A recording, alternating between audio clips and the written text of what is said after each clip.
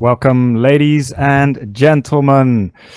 We are here once again for the Formula SimRacing Thrustmaster World Championship, and we are here at Hungary for the 10th round. My name's Felix van Delft, and today I'm joined here with Dave Paling. Hello, everybody. How are you this afternoon? Yeah, I'm great. Welcome, Hope you are as well. I believe we gentlemen. just are starting the qualifying session at the moment. First guys out on track. How are you? How are your expectations for today, Dave? You know what? My expectations are high for today. We've got Francesco Bigazzi just about to start the first flying lap of the qualifying session. Now, these guys, they've been able to watch the ace race yesterday, the pro race from earlier on, see where you can overtake, where you can't overtake, look at people's top speeds. But at the end of the day, these guys are the cream of the crop. So everybody who's already raced this weekend will be watching these guys to see how it should be done, and I've just commentators cursed it, so we'll find out who's going to have the biggest crash today. Well, let's not hope something like that happens. But yeah, as you say, Bigazzi now in Here once his again first for flying lap. First sector looking good so far. 27.9 in his first sector, coming through the chicane. Now, of course, Hungary, a very tight circuit, as many people have said, the Monaco without walls.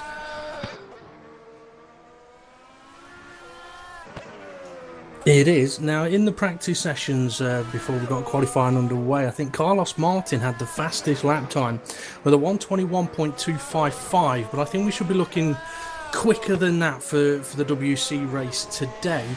Potentially someone popping into the 120s, but it's not going to be easy to do. No, surely not. Let's see. First guys coming to the line. Bigazzi setting a 1:21.7 as a banker. And Camille Liswa already diving under that immediately. But yeah, it's going to be very interesting here in qualifying. Pretty important here. As I said, in Hungary, it's a very tight circuit, so overtaking it's not as easy as, for example, in Monza. No, you're right there. I mean, this is a circuit where setup is probably more crucial than anywhere else. It's a short lap, but it's full of corners. And we've got Yerny Simoncic just popped in the fastest Sector 2 time, but he's about a 10th down in Sector 1. But he could be popping himself up somewhere near first or second place. As you said, Camel Liswa, Yerny Simoncic pops himself into first with a 1:21.2. Yeah, great lap there. Let's see. Guys, Martin Stefanko, of course, having a great couple of races so far, moves up to 5th. Last time round in Belgium in Ace, of course, had a great race. He did WC as well last round, right? He did, yes. He had a fantastic outing in Spa. I'll have a look at the results and work out exactly where he did finish. But yeah, I mean, he's really sort of, I mentioned it yesterday in the ace race, he's really grabbed a lot of people's attention. He was unfortunate having a crash that ended his race yesterday. Yeah. But he's one to keep an eye out, definitely. Because I think when he really gets into the groove, which I don't think he's quite done yet, he could really challenge for race wins. Yeah, for sure. He's looking very strong so far. Michele De Alessandro also now approaching the line for his first flying lap. Of course, as many of you probably know, these guys have 4 flying laps to do here in the qualifying session of 20 minutes. So, they need to make sure don't do more than that. And Michele De Alessandro moving up to P4 there. I was having a look, the last race in Spa, Martin Stefanko managed to finish 5th, just behind Jeroen Kwekel, who is just setting himself up to start a flying lap. He's in the penultimate corner now, and obviously he's a guy that everybody likes to see how he gets on. He's got quite a lot of followers. So it'll be interesting to see whether he's on the pace here in Hungary as he comes around the final corner to open up that DRS and start his first flying lap of the session. Yeah, here we go. Coming to that first turn, braking right at the 100 meter board. Clipping the apex on the inside and a little bit on the outside. Don't go too wide there. The AstroTurf is a killer in that aspect. This turn you can have multiple lines through here. That's going to be interesting in the race. You go fast right-hander. Watch out for that inside curb. Can throw your car off a little bit. And then this one. This is a blind left turn. It's also very difficult to get right. And then the right-hander lining yourself up for the chicane. Little bump there, which sometimes causes your car to get unsettled a little bit. Then here the flowing section left and then right and then again to the left. Also full throttle this one. Shifting down to 5th.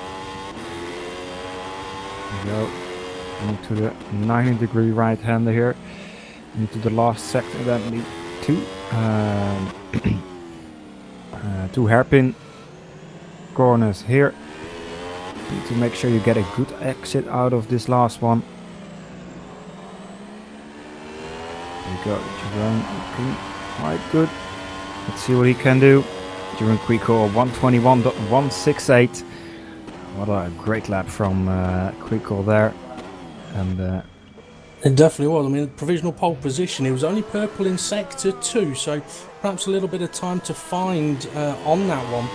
Plenty of guys out on track at the moment, putting in personal best sectors. We haven't got any purples popping up anywhere just yet. Yep. I think most guys. Having said that, Mohammed Patel's just gone and done a 121.141 without putting in any purple sectors. So he's just stolen pole position by 0.026 of a second. I mean, Wow. That's tight. I mean, having said that, first, second, and third are all within 0.05 between them. That's immense. Yeah, actually, the second sector of Patel and Kwekel was exactly the same. 28.111 for Patel and Kwekel. So that proves how close these guys are. And I think we're not done yet. Most of these guys still have about three laps remaining.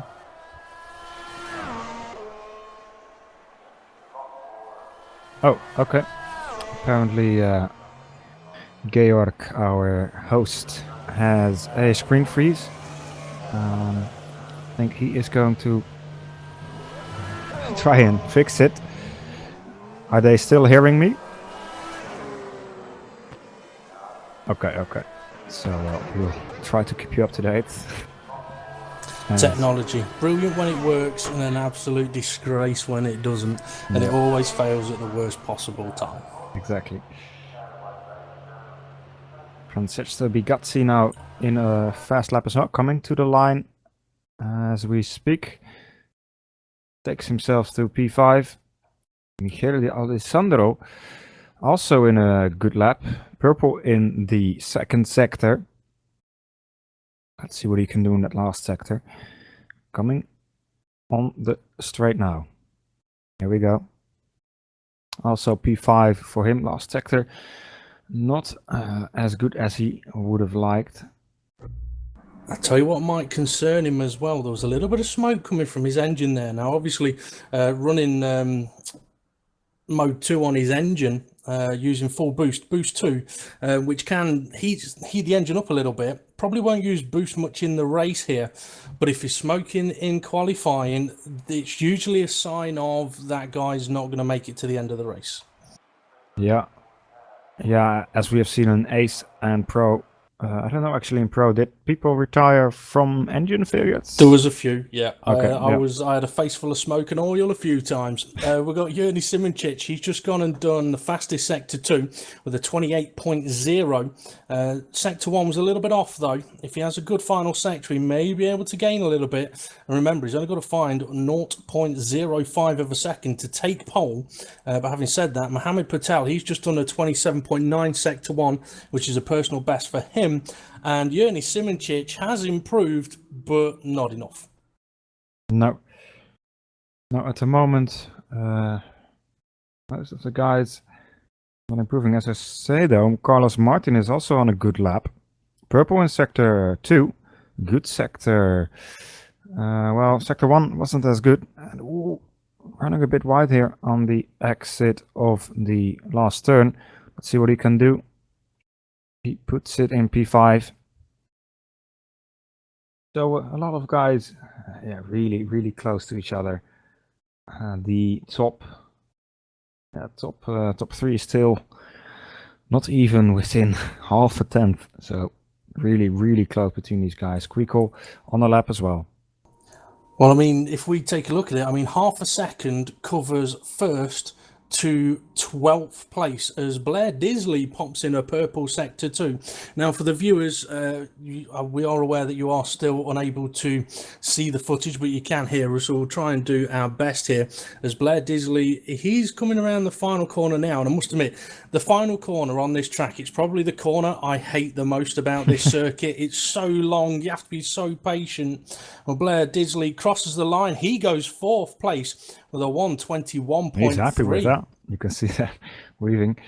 Yeah, Quickle did not improve. Didn't have a very good lap there. Still has 2 tries left. As Patel is at this moment getting out of the pit lane. Camille Liswa is going purple in the first sector. Well, if George was able to show the viewers, then I'm sure he'd be jumping on him. But if you want to take the guys through the rest of his lap. Yeah, looking good so far. At the moment in the second sector flowing section.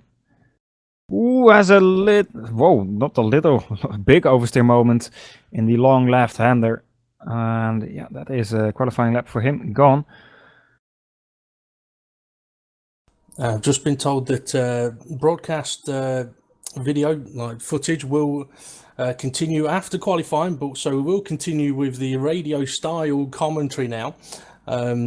Let's see, a couple of green sectors going in. Daniel Benefield currently in 21st place, putting in personal best sectors. Could really do with gaining some more time in that final sector, and he's improved, but he's still in 21st place. Yeah, not enough for him to get into a better position at the moment. De Alessandro just in his in the second sector at the moment, improved in the first sector. It's Kuber Brzezinski right in front of him. Don't know, is he on the outlap? Yeah, he is.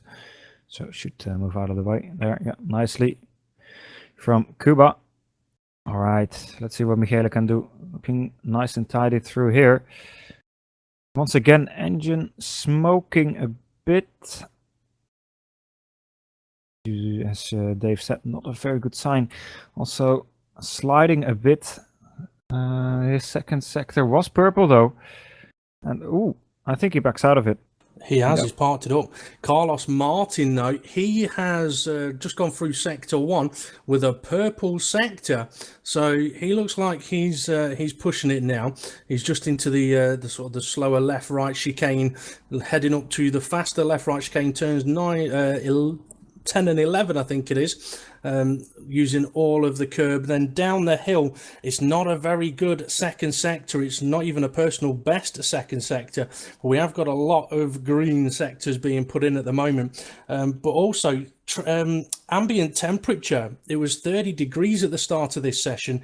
It's already dropped down to 28 degrees. And that could help the drivers with the engine.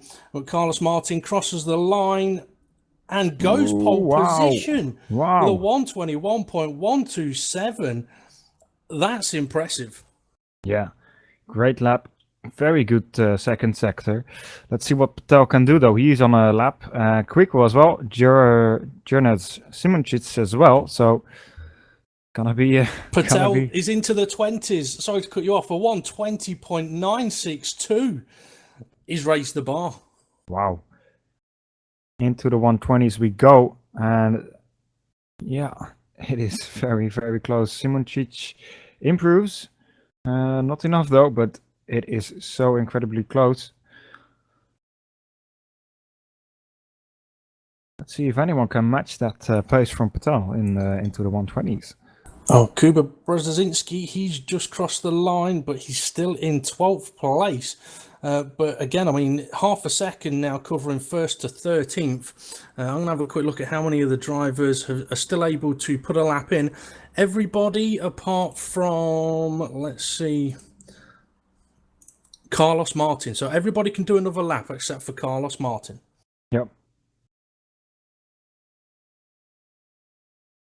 And I don't think Mohammed Patel is feeling comfortable with his current time. He's going out again. He's not saving those laps. No, he definitely wants to make sure he grabs the pole position today. But I am sure Carlos Martin, Quico, and Simoncic and all the other guys here are not going to give up that easily. The moment Viktor Ivanov, currently in P14, about to finish his lap. Personal best in the first and second sector. Let's see what he can do in the last sector. Can he move up anymore? No, he does improve though, but it is not enough for a position gained. At the moment, all the other guys waiting a little bit for the best moment to go out, and maybe that moment has come. Blair Disley going out, Simoncic going out, as Kamil Litva does improve himself and doesn't move up, I believe. No, I don't think he has. I mean, the track is now very, very busy with most of the drivers out there. The viewers are able to see the live timing now, so they'll be able to see who's putting in any personal bests or going purples anywhere.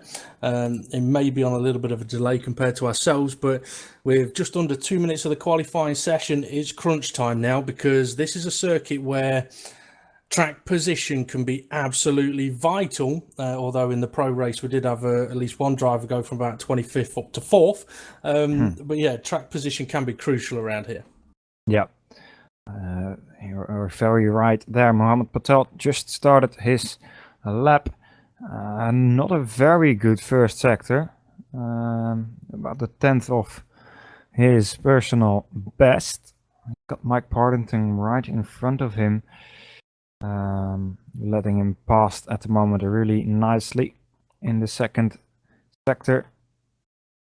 Now the long left-hander, full throttle through there, shifting down to 5th. Ooh, on the curb there, a lot touching the astroturf, almost having a bit of an oversteer moment there. Second sector also not very, very good. It's all gonna be dependent on the last sector for Mohammed Patel. But still, Carlos Martin, and he abandons, by the way. Mohammed Patel abandons his lap, and I think that is, yeah, he's just gonna get fresh tires probably, or is he retiring? That'll be his qualifying session over. Yep. I'm just keeping an eye now on Martin Stefanko. He started his final flying lap. Current lap time is a 1:21.229, and he hasn't got far to go to get through the end of sector 1. Let's see how he does there. It's a 28.0, which isn't too bad. It's about a 10th down on Mohammed Patel, so he needs to try and gain that back in the second sector. But we have got Blair Disley and Michele D'Alessandro improving in sector 1 as well. Two though. It sounds like someone's just binned it somewhere there, and we've got a purple sector 2 from Kuba Brzezinski. Let's see. I still want to keep an eye on Martin Stefanko. It's a 28.3 Sector 2. I don't think he's going to be improving.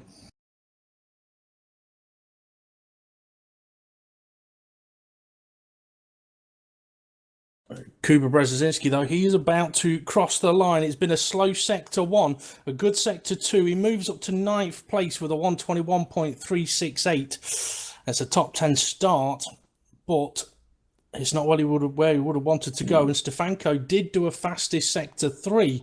That's put him into 5th place. Yeah. Or should I say, he's held on to 5th place. So that is qualifying done, or are there any people still? Oh, Dejan Kostadinov doing his lap. Interesting though, Quico hasn't done his last lap, hasn't done the flying lap. Well, interestingly enough, I can't see his car, and I know that's an issue that he was having in the practice session. Neither. When I last looked, he was on 8 laps out of 12. He has been out on track. It now says 11 of 12. So he may have been out on track, but I did hear a few cars having accidents in those final few moments. So it's possible he may have been one of them. Yeah, could possibly have been. Now we are into warm-up. And everybody needs to get out of the service so we can fix the issue that Georg, our streamer, is having. But yeah, very interesting qualifying session as well. And Patel getting out in front of these guys with a great 120. Wow.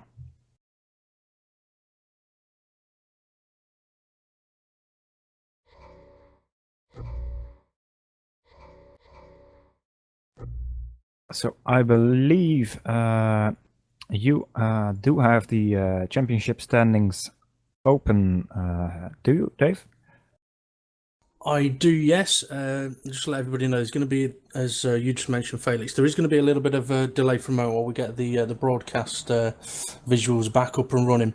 But we'll have a quick run through the Formula SimRacing World Championship sponsored by Thrustmaster standings. This is obviously up to, after round 9. Jeroen Kwekel leading the way on 135 points with his teammate Kuba Brzezinski on 111 points in 2nd place. We've then got Daniel Kiss in 3rd on 96 points, and only 2 behind him is Jim Parisis. We've then got Francesco Bigazzi on 80 points and Jurnej Simoncic on 73. Mohamed Patel on 60 points, and if he keeps his qualifying pace up in the race, he may add another 25 to that. Eros Masciuli in 8th place on 37 points, so a bit of a gap down to him. And then we've got Michele D'Alessandro on 36 points. David Greco in 10th place on 27, with Dejan Kostadinov closely behind him on 26 points. Mike Partington in 12th place on 24 points, and then Michi Hoyer on 20 points as well. I'm guessing he stood in for a race at one point. I guess James, so, yeah. James Sadler on 17 points, Blair Disley on 13 points, Camille Leiswer on 10, then Martin Stefanko also on 10. In 18th place, we've got Daniel Benefield on 9 points. He's followed by Prashalis Gergis and Daniel Brewer on 8. Mikhail Antachowski on 5, as well as Georgios Manos, that's a difficult one, Manusakis on 5, Martin Hodas and Sander Callas on 2, and then Giordano Valeriano on 1, and everybody else has 0 points. In the constructors' standings, a little bit of a gap here up at the front, and I might be a little bit biased on boasting about that one.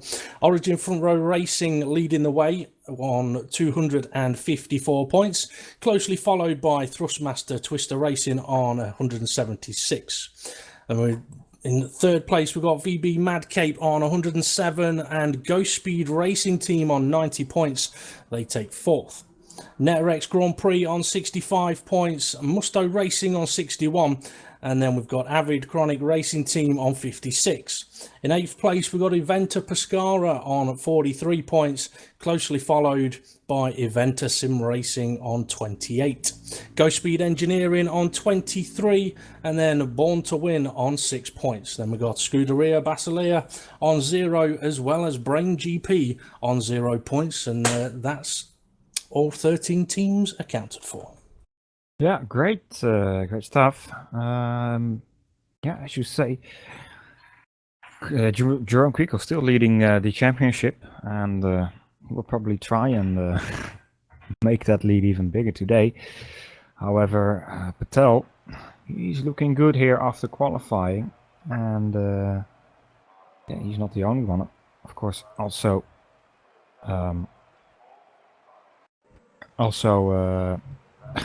Try to remember who came second in qualifying. Carlos Martin also looking strong here. Yeah, you're right. I mean, to be fair, Mohamed Patel, he was quick in qualifying at Spa as well. He was involved in an unfortunate collision now, if I remember rightly, and wasn't able to get the result that he was looking for. So yeah, I think he actually took pole position in Spa. So if he can avoid any madness on the opening few laps, he's got a good opportunity of taking a victory here. Yeah, you're absolutely right. I believe the problem is almost fixed, so you guys almost have back that amazing view of the cars here. I'm still in warm-up. Most of the guys setting the pace a bit. Francesco Bigazzi putting in 1:25.8 at the moment. We've got footage again. We've got footage. Oh, wow. Nice. Okay, so what, 5 minutes left of the warm-up session. I mean, the warm-up session, how do you approach the warm-up session? What do you do during this time? Because some people might think it's just a waste of time, but what's the benefit of it? What's the process of it? Well, in the first place, after qualifying, you've run, of course, with very low fuel. And now the cars are fueled up to probably 140, 145 liters. So a lot heavier. It's a little bit getting used to that fuel again. And also, I think most of the guys trying to do a couple of test starts just to see how the grip levels are. Also, of course, sometimes I just go into the pits, see where my pit box is, and do a test pit stop. Just making sure everything is set for the race, so everything can go as smooth as possible. Yeah, I mean, one of the benefits I find of it, I mean, today actually I didn't have to check where my pit box was. I was the last car. I was in the last garage, so I was all right on that one. But one of the things I noticed, obviously, we did the qualifying session, and then for the warm-up session, I obviously put the race fuel in, did a lap on the harder tyre, and I was like, okay, that feels comfortable. Did a couple of laps on the medium tyre, and I was able to go, oh, you know what, I need a little bit more front wing. And it's those little things you get to have a feel again for the car on full fuel and what kind of grip level the trackers got right at that time for the start of the race. Yep. Yeah, exactly.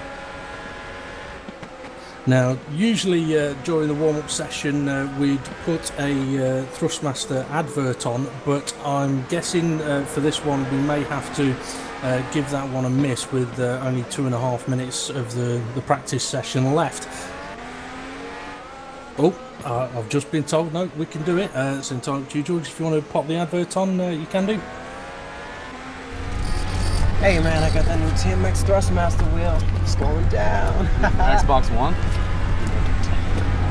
I can't wait to play when I get home. Yo, let me play. Yeah, I play first. Yeah. You know, I'll race it for it. Well, I have hand.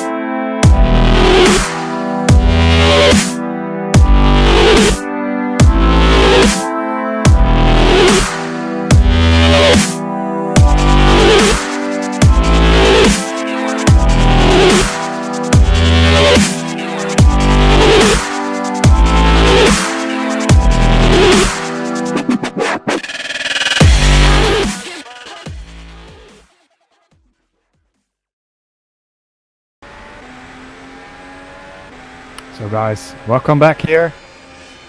Warm-up is just about done, and we are now really getting ready for the start of this race. I think we may, or some of the drivers may still have a few technical problems. So while they're discussing that, I just want to quickly mention some of the lap times we've had here.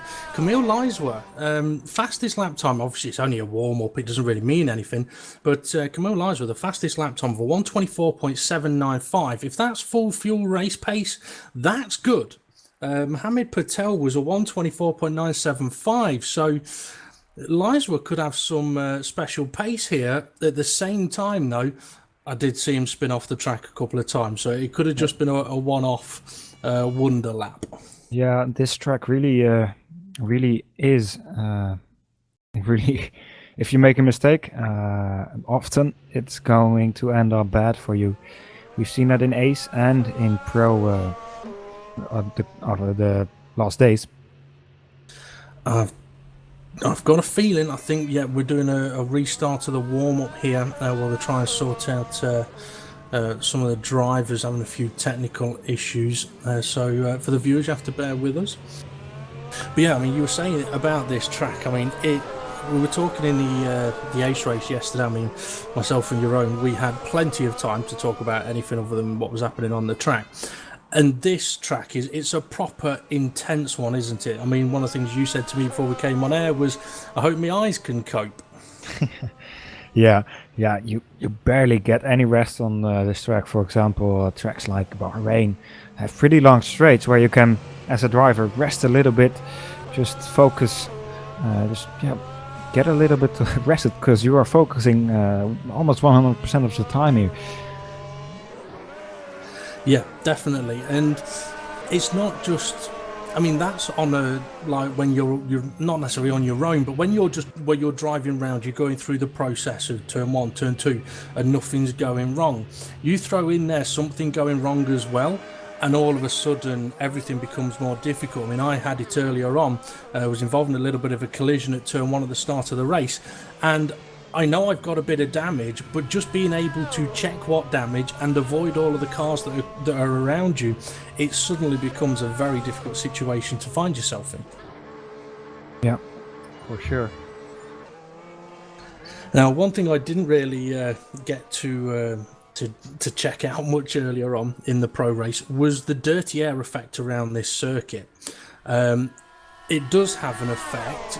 Would you say that it would be worse here than somewhere like Spa, like heading to Eau Rouge? I would say, yeah, well, I think it is worse. No, it's worse in Spa, because For example, when you're heading for a rouge, if you go wide in a rouge, you often end up in a wall or something. In a rouge, you really have to be careful. Definitely. But here, the main parts where you really have a lot of effect on that dirty air are turn 4 and turn 10, I believe that number is. Yeah, 9 and 10 and 11, the fast left-right Yeah. chicane. Yeah, I mean, turn 4, that's a really tricky one. Well, even turn 3 and turn 4. Yeah. Because if you are following a car, the temptation is to go, I'm going to get some dirty air, understeer, I'll turn in a little bit more. You turn in that little bit more and your rear end's kicking out. Yep. Yeah, exactly. It is very tricky, and turn 4 also it is basically a blind apex. Yeah, if you're in the dirty air, sometimes it can get you a bit caught out. But of course, these guys are the pros here, and yeah, let's see how they will manage it. Well, I'd like to think they'll cope with it very, very well. I mean, looking back to Turkey in the pro race, there was quite a few drivers that lost the car in the DRS zone on the kink up the hill. Yeah. But in WC, it was never a problem. And that's one of the sort of the minor differences from pro, perhaps ace, to WC. These guys don't often tend to do some of the things that people in pro or ace will unfortunately do. Yeah. So, still having some difficulties now, these guys. Bear with us. Let's hope we are gonna be able to start soon.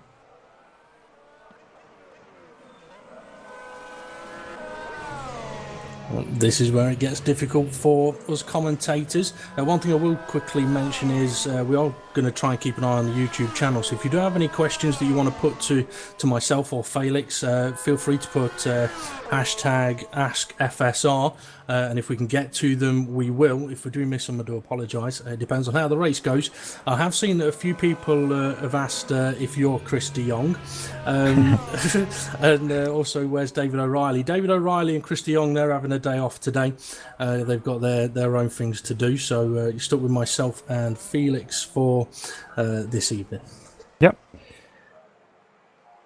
Yeah, of course, everybody sometimes has to do something else, but that's what we are here for today. And yeah, still some technical issues, and I'm afraid we are going to start. At least our race director is saying we have to start now.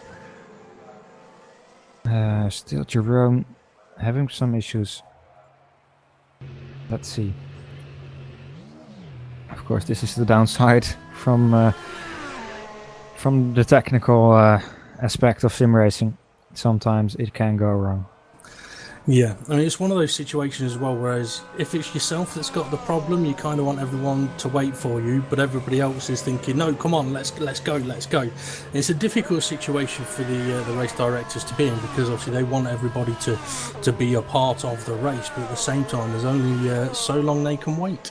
Yeah, exactly. There was something in Pro last year, the last race, Brazil. Jacques Wengler, or there was a server crash in mid-race there, so they restarted the race. I remember that. And Jacques Wengler, we waited for him like 5-6 minutes or something. And just as we were, or as the race director was, okay, now it's enough, we're gonna start the race. Just as we started the formation lap, he joined. So unfortunately, those things do happen sometimes. Yeah, I mean, that was a comfort break that was a little too comforting for him, I think. Yeah.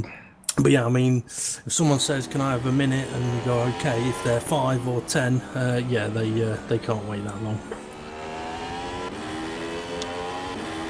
Yeah, for sure.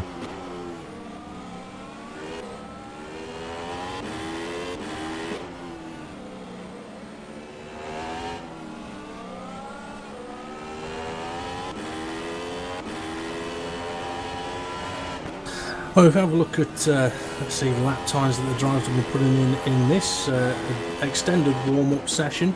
Carlos Martin with a 1:24.5. And again, if that's full race fuel pace, that's quick. That is really quick. I mean, I've not seen what the fastest lap was from Ace yesterday or even Pro from today, but I'm fairly sure at the start of Pro it would have been looking at mid 25s, if I remember rightly. Yep, I believe so, yeah.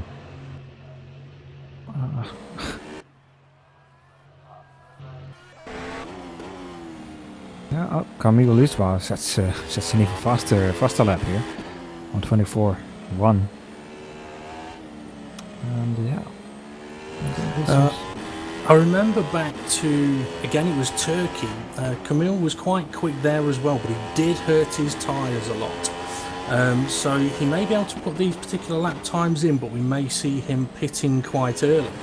I mean, should we discuss potential strategies here? We've got a little bit of time. Yeah, well, the most of the guys, at least in the top 10, are gonna start on the mediums. Everybody in the top 10 is of course gonna start on the mediums. They last about 10 to 15 laps, depends of course on how we treat them. And then, yeah, in Ace, what did we see in Ace yesterday? I think it was about 15 laps on the mediums as well, and about 25. Yeah, it was about 25 on the hard tyres. Yeah. So I think it's gonna be 3-stop, maybe 2-stop for most of these guys. I think it could be interesting because from the Ace race, there was a couple of drivers that went for the 2-stop, medium, prime, or sort of say medium, hard, and I can't remember the driver's name. There was one guy that went for the starting on the mediums, went for the primes, and then ran the mediums twice again, but he wasn't able to make it work for him. So strategy is a difficult one here. It can all depend on traffic, but the drivers, I believe, are going to be forming up on the grid in a few moments' time. Yeah. The one you mentioned was Sander Callas, I believe. That's the one. Yeah, so the strategy is going to be, of course, also very important here, as on-track overtaking is difficult. The only main place for overtakes here is going to be at the start-finish. And maybe after turn 11, right before that 90-degree right-handed. I agree with you, but at the same time, it depends on how brave somebody gets. Yeah. And I've only say that because I must admit I tried a couple of dodgy ones today. One worked beautifully. It was into the Mickey Mouse chicane, turn 6 and 7. How it worked, I don't know. But the other one I tried was into turns 10 and 11. And I tell you, if guys go for it there, it's not going to end well. I mean, that was one where you kind of have to back out of it. So, yeah, turn 1. Sorry, shouted at by the on-track microphone guy. Yeah, turn 1 with the DRS, it's a possibility, but the nature of the final corner makes it so difficult to get close to attack there. Into turn 4, not really on, so you would then wait until, as I think you mentioned, sort of turn 12 as a potential possibility. So I'm not expecting to see lots of overtakes, but I am hoping to see a fantastic race. Yeah. Yeah, for sure, and I think we're gonna get one, seeing how close it was in qualifying. Quick call now, once again in the server, and I think we are ready to race. The guys getting onto the grid, getting ready to start the formation lap.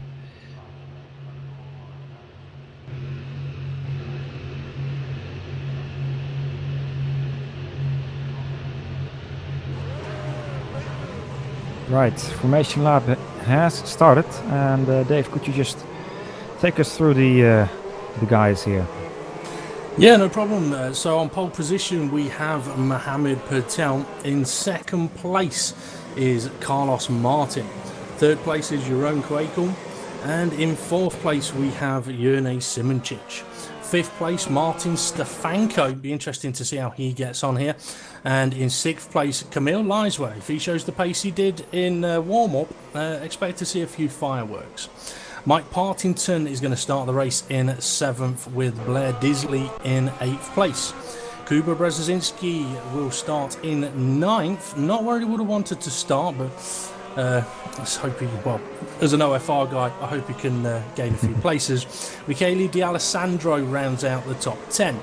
Jim Parisis, and that's someone that I've heard mentioned as a potential contender for the title.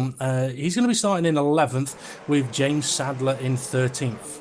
We then got Victor Ivanov in 14th place and Giordano Valeriano in 15th place. And it sounds like somebody has hit a barrier somewhere. I'm not sure who that was.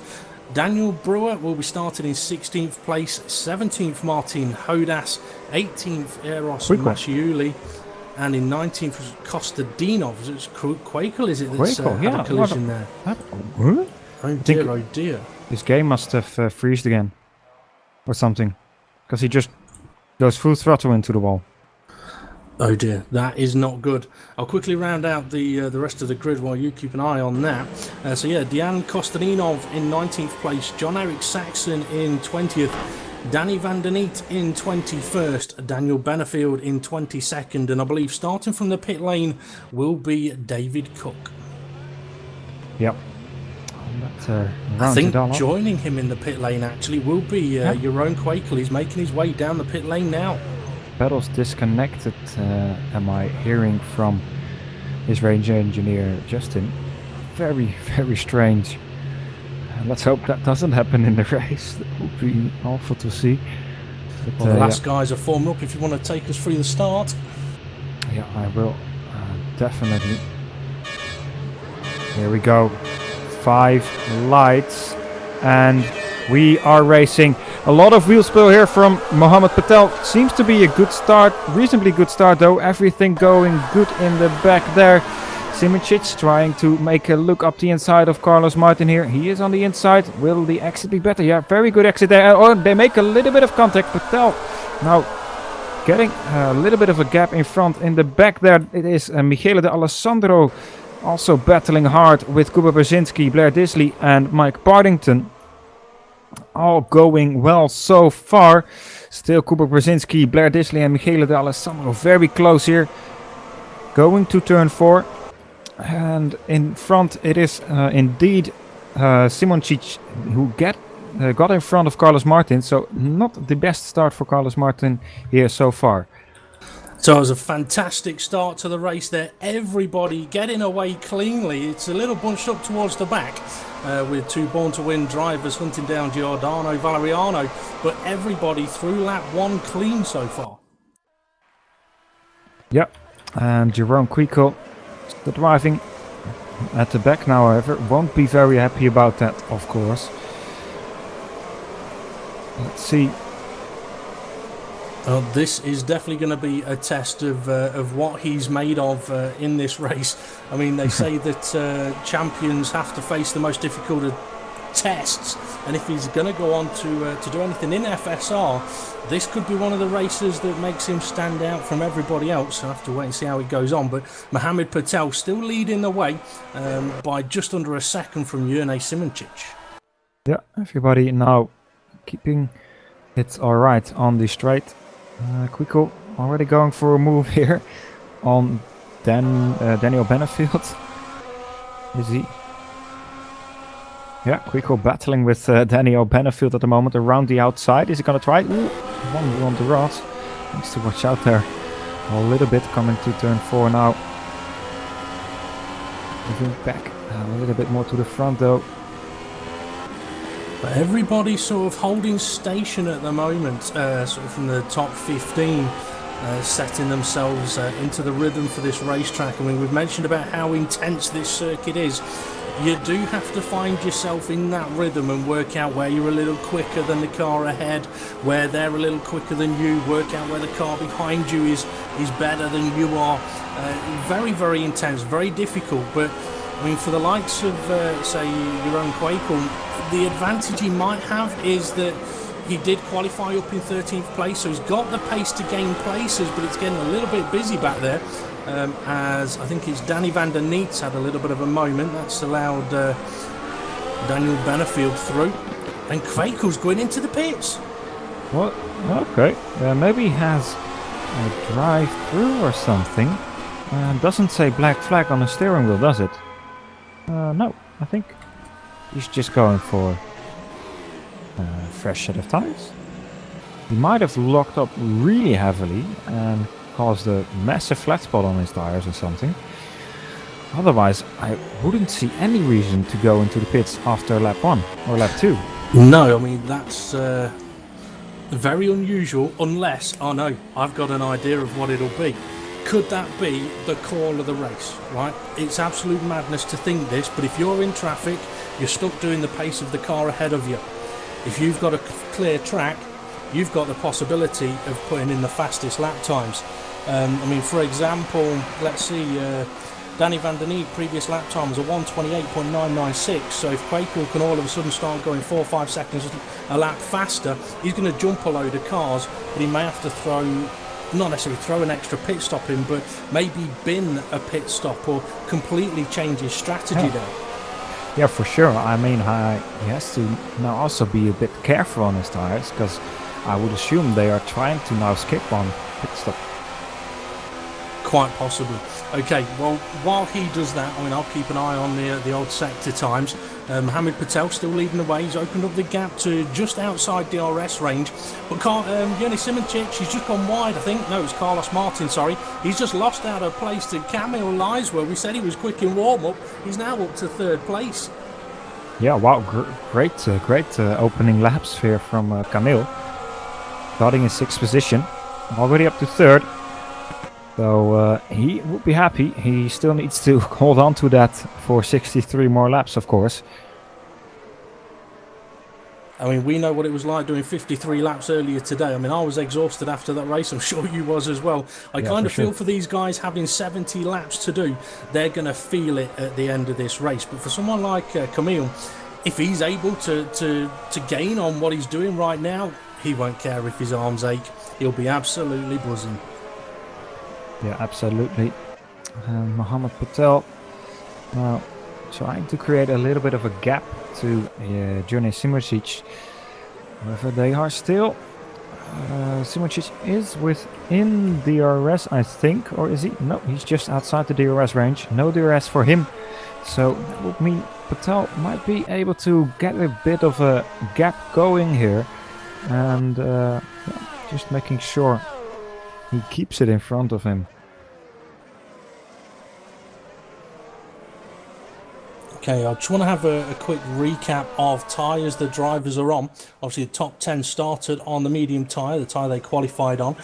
Jim Paresis is the first of the hard tyre runners in 10th place. Francesco Bigazzi right behind him in 11th place. And then we've got 15th and 16th, Valeriano and Brewer on the prime tyre. And Masciuli in 18th place, also on the prime tyre. Yep. So strategy is gonna play a big role here in this race. It's just gonna be really interesting to see what OFR will do with Jerome Quickel. If it will work out, and what the guys on the hards will do. Will of course stay out for about 5 laps more than the other guys. Maybe 10 if you really save a lot on the tires.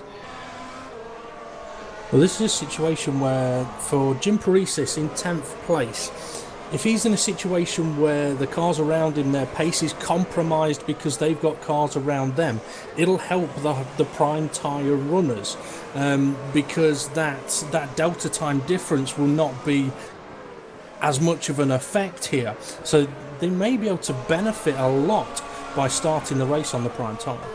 Yep. Yes, indeed. And it's gonna be noticeable maybe at the end of this race. However, we still have to wait 65 laps for that. So keep tuning in, and maybe you will know at the end. Let's see, Yerny Simoncic is 1.3 seconds off Mohamed Patel at the moment, so he's not quite able to close that gap up. But Camille Liswa, he's closing in. He's really closing that gap in, and he's bringing Carlos Martin along with him for the ride. I mean, Carlos Martin, if I remember rightly, at Spa, he was out of the race on lap 1, so he'll be wanting to make up for it here in Hungary, and he's in a fairly decent position to be able to do so.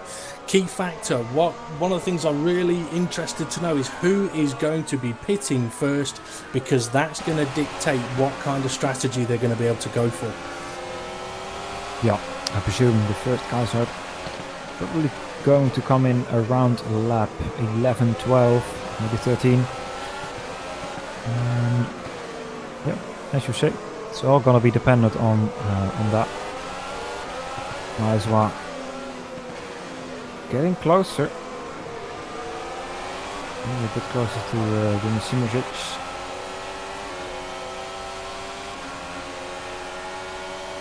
Let's see though how Jerome Quickle is doing.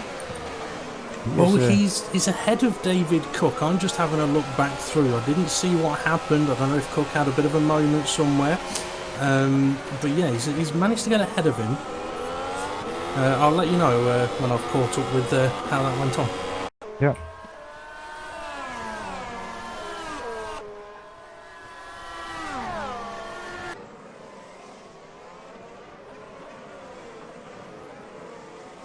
So, most guys at the moment just making sure they get through that first pit stop in a clean and good fashion. And as we said, this track is punishing if you make a mistake.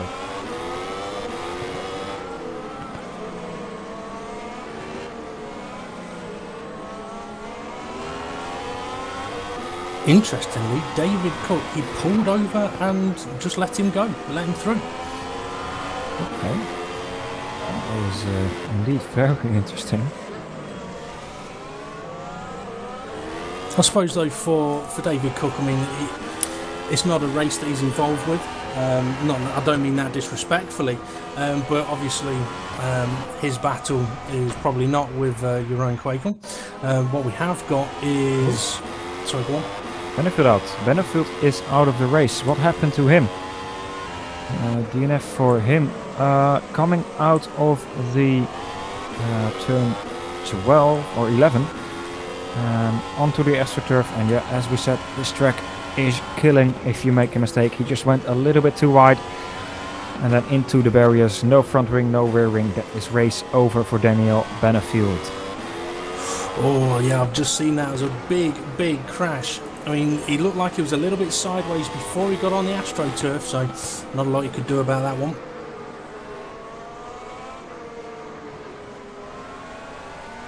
Yeah, so that has well, we got to get one spot back for free. Of course, not the optimal situation. I think Jerome will agree with me that it is better if everyone makes the finish line in a clean and good manner, and just have a good and fun race.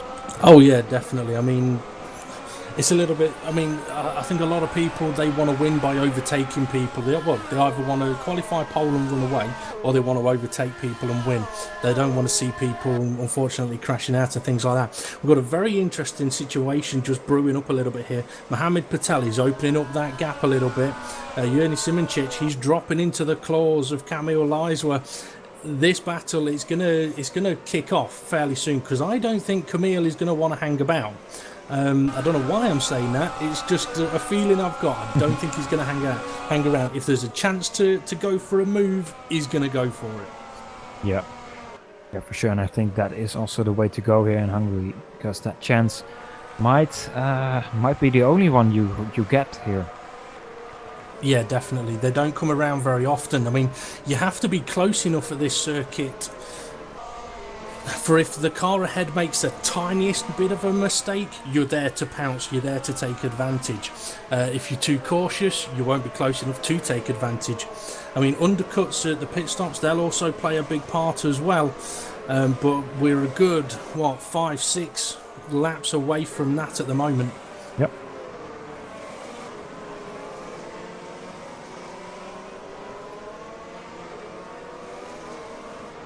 So Camille now in the DRS range, opens his DRS, getting closer to that car of Simoncic. Simoncic walking up a little bit there. There was 2 DRS straights right after each other here.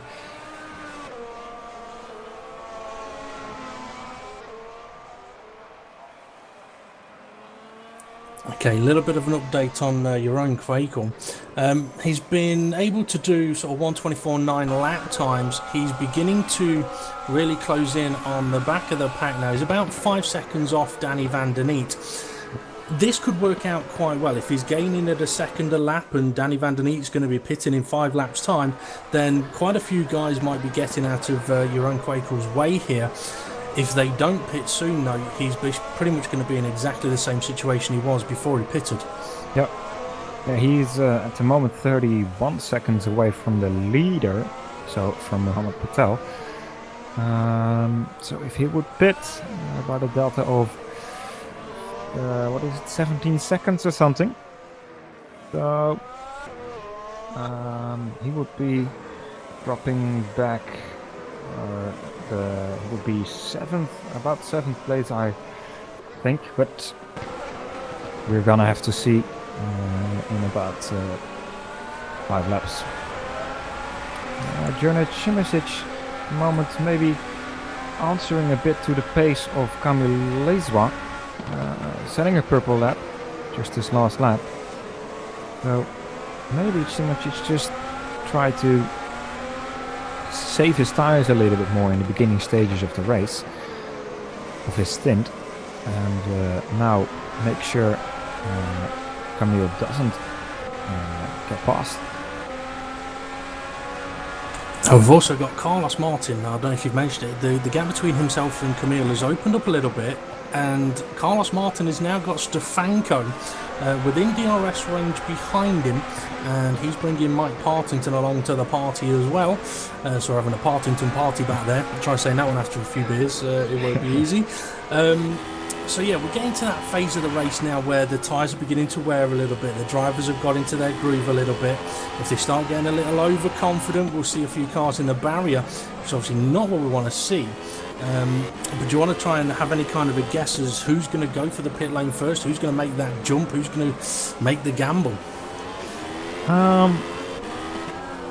Yeah, that is difficult to say. Maybe some of the guys that are in the pack battling behind Blair Disley are about 4 cars there right behind each other. Maybe some of the one of these guys, Businski, Paresis, and Alessandro are gonna try to do an undercut and stop earlier than Disley. Of course, also Camille could try something to get past Simoncic. Well, if Camille does pit first, there's a good chance he could actually undercut Simoncic and Patel. The undercut here can be massive if you get your in lap and your out lap right. If you get it wrong, then you lose a load of time. But if you can get it right, you can gain a good 3-4 seconds quite comfortably. Yeah, but of course traffic is also something he has to deal with then. If he stops now, we will drop back right about in between Eric Saxon, Martin Hodas, around that spot. So it's gonna be maybe difficult to say at the moment, but let's see what is going to happen. Oh, I tell you what, Blair Disley, he's just had a massive sideways moment in 7th place. He's now got D'Alessandro all over the back of him. This is the battle that you was just talking about. And Kuba Brzezinski, he's into the pits. He's the first to go for it. You said it might be one of these guys, and he has done it. He's decided to take the gamble and see if he can gain. He does. Michele try something. Blair Disley locking up a lot there, showing that his tires might be pretty done as well, losing grip. Here we go, Michele D'Alessandro is going to try it around the outside of turn 2 here. No, not yet. Now needs to watch out for that dirty air. As you get really close to the car, you really lose a lot of downforce, especially in these corners. It is noticeable by quite a lot.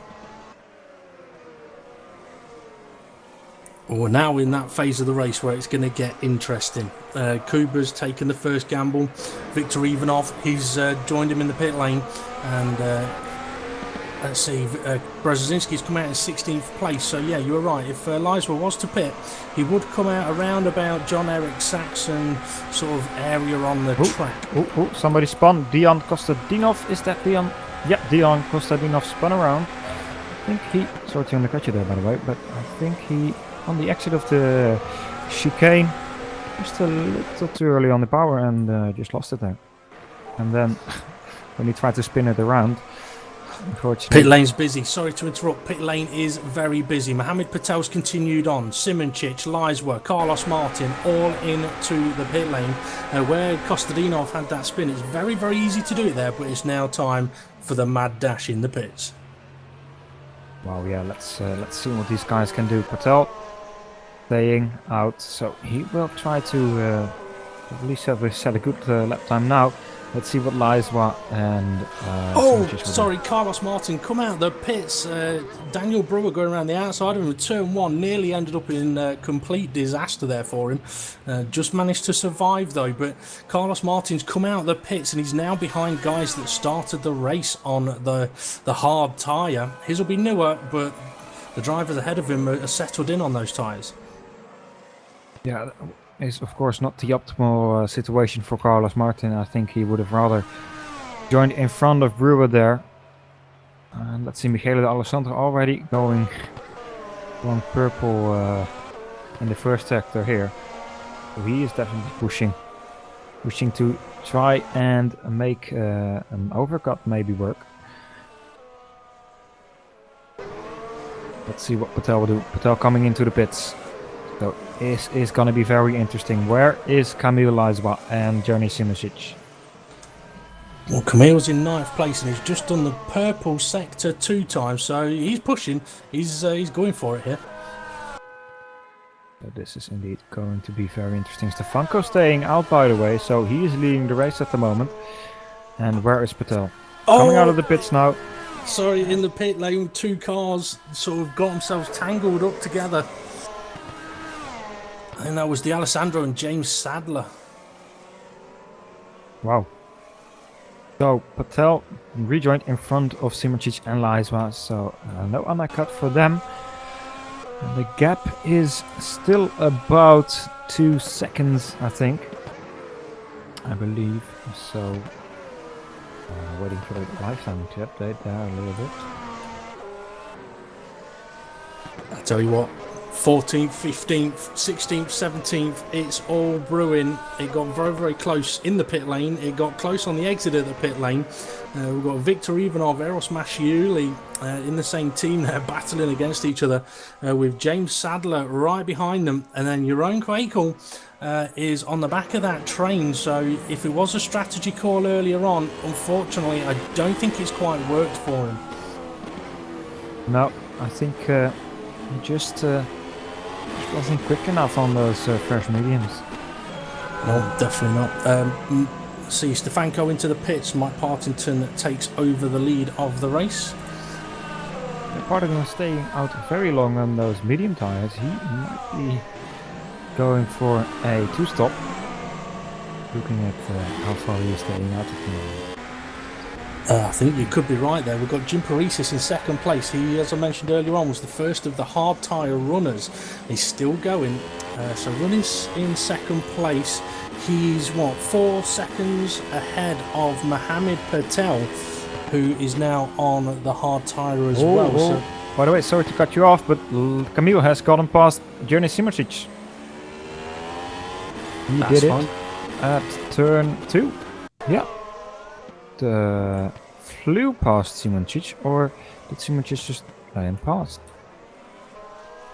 Or did Simoncic just have a really bad exit? Yeah, he just had a bad exit, I guess. But yeah, Leiswa past. Sorry for undercut you there. It's fine, no problem, no problem. We expected him to be making a move, and he's wasted no time in doing it. Question is, can he now hunt down Patel? Because if he can, he's got half a shot of doing something really special here. Yeah, indeed. Of course, Patel now catching up to the back of his teammate Bigazzi and Jim Paresis, and it's gonna be interesting to see how he will cope with those guys. Those guys, of course, still on the hard tire, still going strong. I think Bigazzi, his teammate, might not make it too hard for him, but I probably can't say the same for Jim Paresis. Nope, now Mike Partington, he's just pitted. He's in a bit of a close battle now with Valeriano, I think it is, on the exit to the pits, but Mike Partington just manages to stay ahead. Pretty much almost everybody on the hard tyre now, although Camille Leiswer is on the medium tyre. He's gone for a different strategy. I don't know if you'd already mentioned that, but if he has, this is his time to really push on, make it pay. Yeah, it's going to be interesting to see what his strategy for the rest will be. Probably after this stint, he goes back to the hard tire.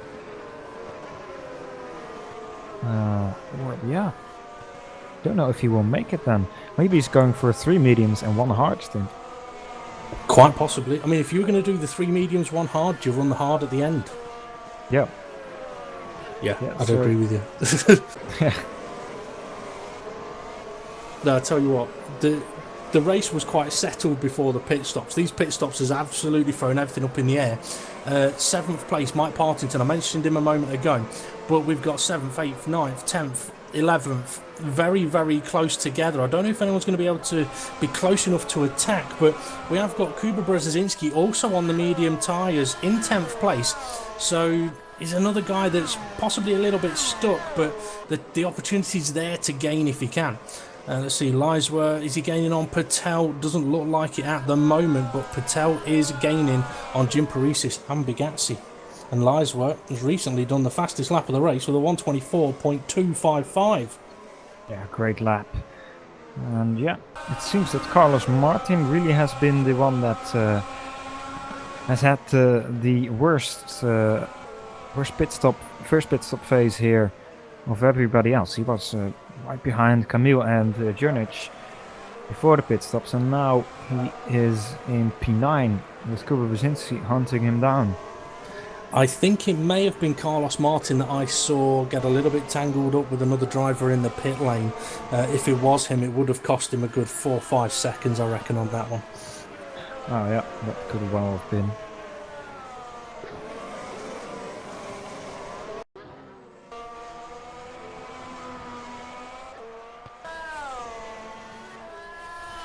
So Patel not really catching up as quickly to Bigazzi and Paresis as I would have thought.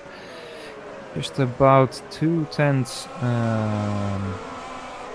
quicker than Paresis in the last lap. So the difference between those fresher and older hard tires apparently is not that big.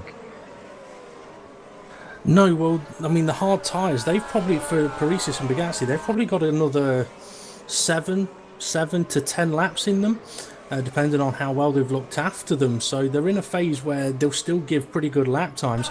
But we have got David Cook out of the race now, unfortunately, and Dejan Kostadinov has also parked his car. We saw his spin earlier on. But I mean, this is a situation as well. I mean, looking at it, you mentioned about the pace for Patel, perhaps not really there on these brand new tyres at the moment. Well, this pays into the hands of Leiswer, because within a couple of laps, Patel could catch up Bigazzi. That's going to slow him down, and Patel's actually ran a little bit wide. That's going to, oh, I'll tell you what, Camille Leiswer is going to be sitting there absolutely loving this at the moment. Yeah, for sure. Is he within the DRS range already? Yes, he is. He's probably gonna throw a bit of boost in there as well. Is he?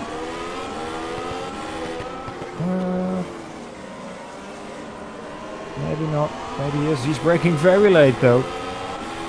Coming closer and closer to Mohammed Patel. He smells blood. He smells blood. He's going to go. I reckon he'll do similar to what he did with SimRacing earlier. If the opportunity's there, he's not going to hang about. And in many respects, he can't afford to. Because if Lysworth stays behind Patel on this stint now, that's the chance gone. Because Patel can go back to the mediums later. Lysworth's still got to run them. Yeah, still got it on the hard. A little twitchy there on the exit. I'll leave you to keep an eye on that. I'm just going to have a look at Valeriano in 8th place, who's got Carlos Martin all over his exhaust pipe. Brzezinski there as well, just watching this. And then there's another 4 cars behind them. Brewer, Disley, D'Alessandro, Ivanov. They're all sort of lining up themselves to attack each other if the opportunity arises. So I'm going to keep an eye on that one. Yeah, great. Lysworth, he is pushing, you can definitely see that, but is it going to be enough? I know I would like it to be. It's one of those, as a bit of a neutral, somebody different winning in WC, great stuff. It means that it's been an interesting race. As unfortunate as it's been for your own Quakel, it's opened up an opportunity for somebody else. Yep. Yeah, Jerome Quakel, I didn't know if we've mentioned it before, but he has actually made another pit stop and went to the hard tire. He's back at the back again. So what lap was it he pitted on? That might give us some kind of an idea what he may be able to do strategy-wise. 2 laps ago, so just about when the medium guys were done pitting.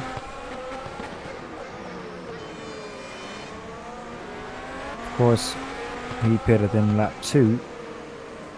That would be logical, about 2-3 laps after the other guys pitted.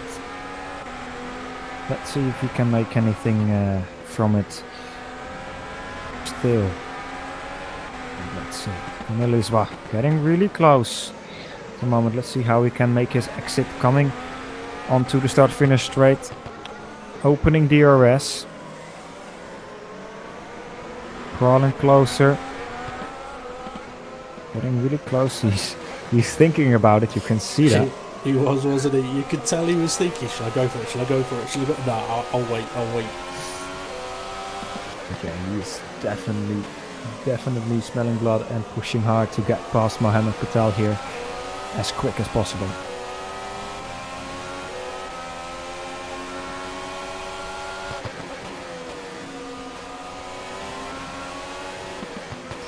Just a quick recap on the battles I mentioned earlier on. We've still got Valeriano being pressured by Carlos Martin.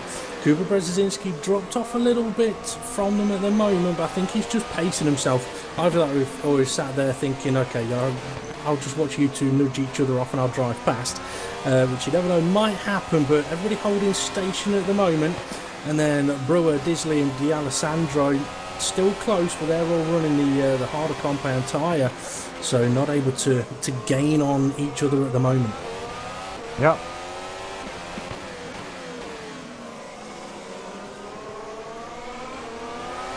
This is a difficult situation now for Patel. Well, I was going to say difficult situation.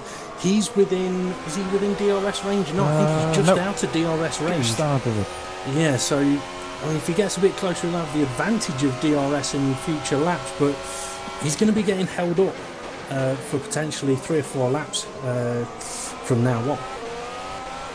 Yes, indeed, and he really needs to watch out for Kamil behind him. Jurnic hasn't been able to keep up with those 2 guys, so he's just getting to run his own race at the moment. Stefanko behind him, about the same thing, but let's see what Lysworth will be able to do here in the coming laps. I tell you what, I'm watching Lysworth's teammate Blair Disley. He's looking very, very feisty, down in 12th place on the back of Daniel Brewer. He had a sneaky look into turn 1, wasn't quite able to do anything about it, but he's looking just as aggressive as his teammate who's running in 4th place at the moment. I've got to say, Disley and Lies were probably looking more comfortable on this track than I've seen them on previous tracks, or at least for the last couple of races. Yeah, indeed, the ghost speed was looking rather good here.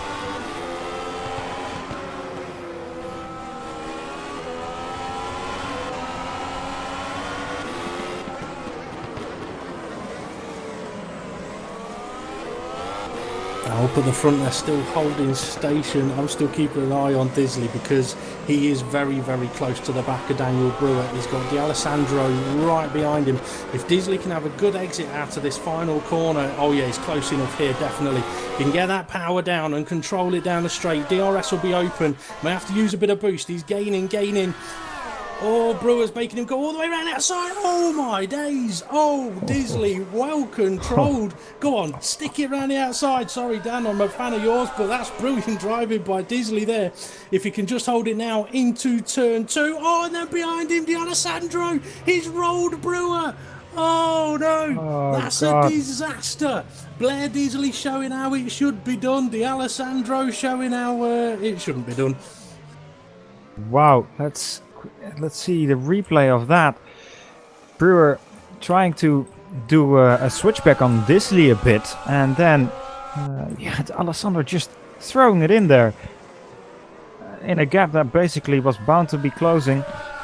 A little bit optimistic maybe of Michele D'Alessandro, but yeah, that has totally wrecked Brewer his race. He's still driving, I believe, though.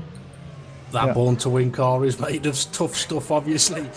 He's rolled it. He's in 17th place. He'll be swearing a lot, but he is still going. Now, I must admit, I think if I was Michele D'Alessandro, at this point, I'd probably be slowing down and letting everybody through and Brewer through, but that's just me personally. I mean, if you've rolled a guy, yeah, I think it's fair to say you may have done a bit wrong, but no, D'Alessandro, he spun it on the final, penultimate corner, sorry. Is he going to go for the pit lane? Or is he actually trying to do what I said? Because he's got, let's see, is that John Eric Saxon behind him? It might be if it's not updated properly. Daniel Brewer is into the pit, so he may have had a bit of damage there. But what an interesting few moments in the race there. Yeah, wow. That's indeed very interesting. Victor Ivanov as well in the pits, by the way. So, Camille... not yet able to get past Patel at the moment. And now it is beginning to a bit in favor of Patel at the moment, because Camille is running the softer tire.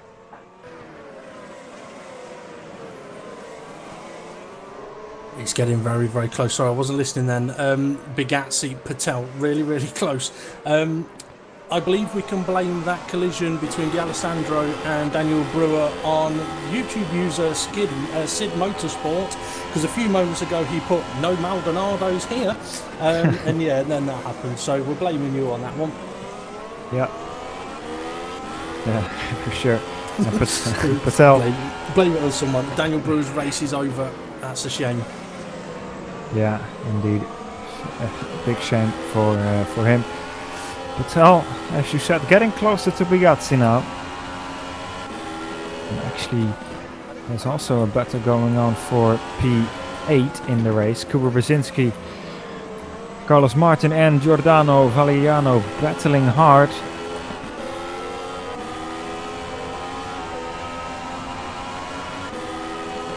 I've got a feeling that Jim Parisis might be into the pits on this lap. We're on lap 25. But what I'm going to do is, you mentioned that battle there with Brzezinski and Carlos Martin and Valeriano. I'm going to have a look at how many laps Valeriano and Martin have done on their hard tyres, because they're holding up Brzezinski at the moment. Yes, for sure. Brzezinski, of course, on that softer tyre. Well, Valeriano, he started on the hard tyre, so he's on his 25th lap. But Carlos Martin, he's only been on them for 12 laps. So Kuba's going to need to make a move on Carlos Martin.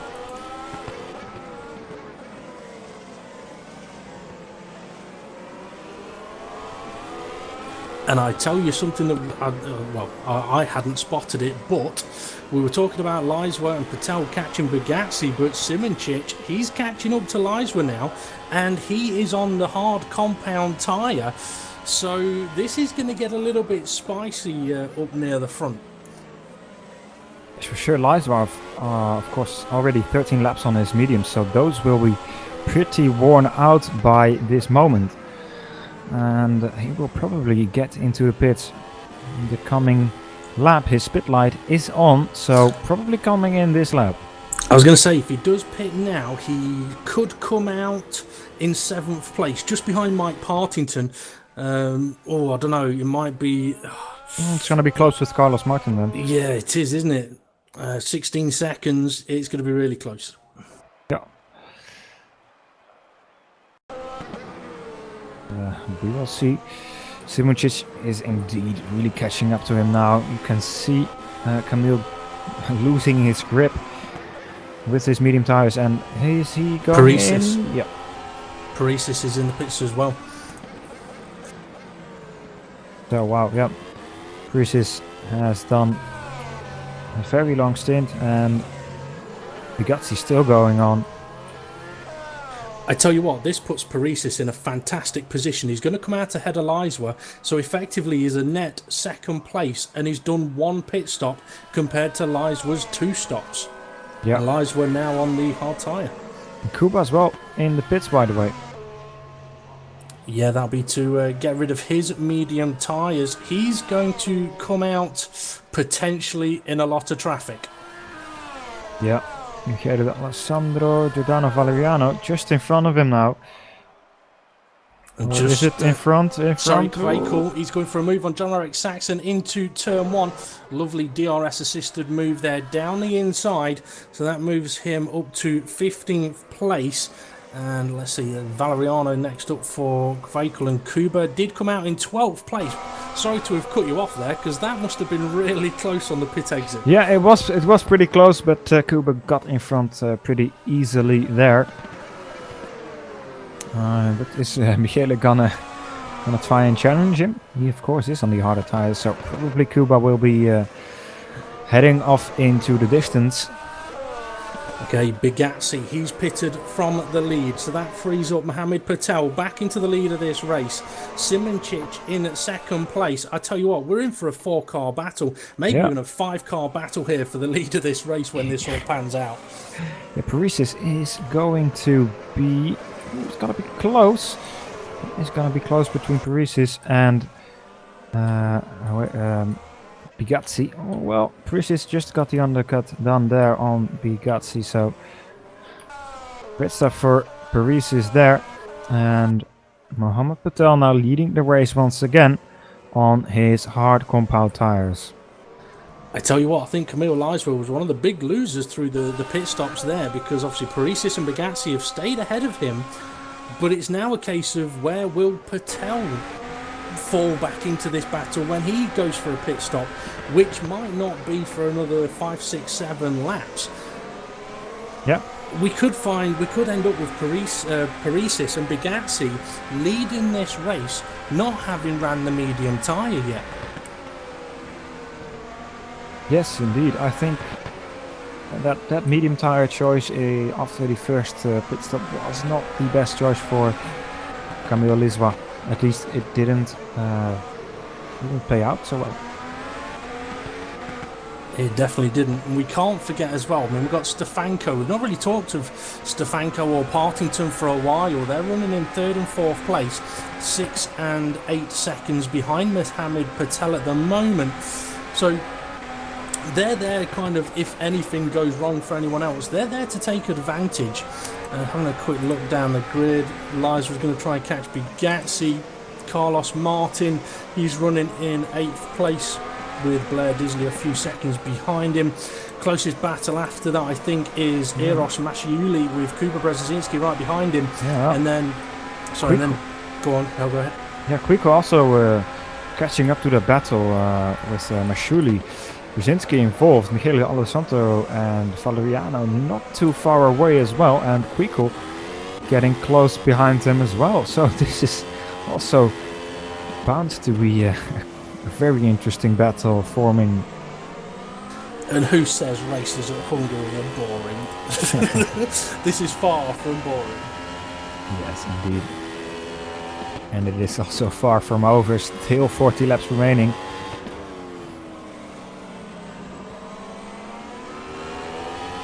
I mean, that's one of the madness things about this particular race. I mean, we're 30 laps in, there's so much happened already, there's still 40 laps to go. And as we've seen from the Ace race and the Pro race, anything can happen in this.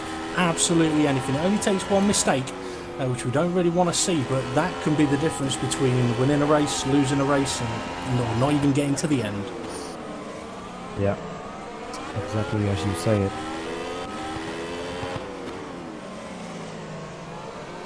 Let's see. Brzezinski looks really close here. Oh, okay. Mashuli getting into the pits, so indeed very close and already passed now. So I should have laughed, but I like that. Yeah, really close. Yeah. But that frees up Brzezinski. He's on the medium tyre again. Once again. Well, he's indeed going for 3 medium. And probably a hard after that.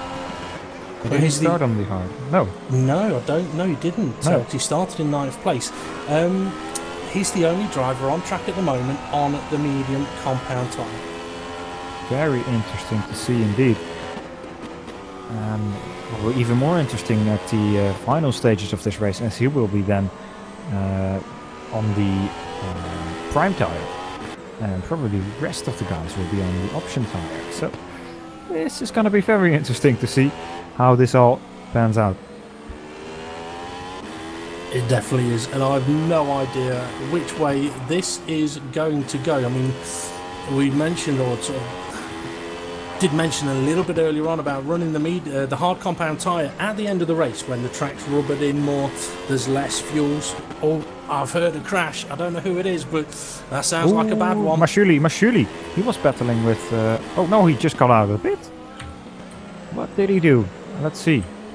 Looks like a screen freeze or something. Coming out of the chicane. And then, yeah, looks like a screen freeze into the barrier. That is very unfortunate for him. And he is, yeah, kind of thinking about retiring, I guess. Going very slowly along the track, and now, indeed, retiring. Is he? That's massive disappointment for him. I mean, obviously in WC, points are scored different to Pro and Ace. Only the top 10 score points. So I'm not sure if he will continue or not. But then it's one of the... We've already said it. I mean, if he's had a bit of an odd crash there, then anybody else could have them. He would need 9 drivers to not finish for him to score a point, though. Yeah.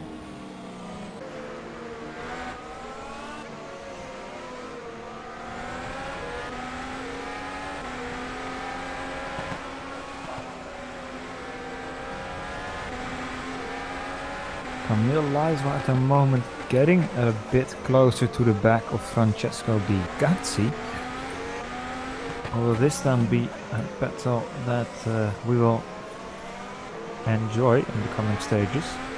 Well, here's a little bit of information for you. Camille Leiswa is 17 seconds behind Mohammed Patel.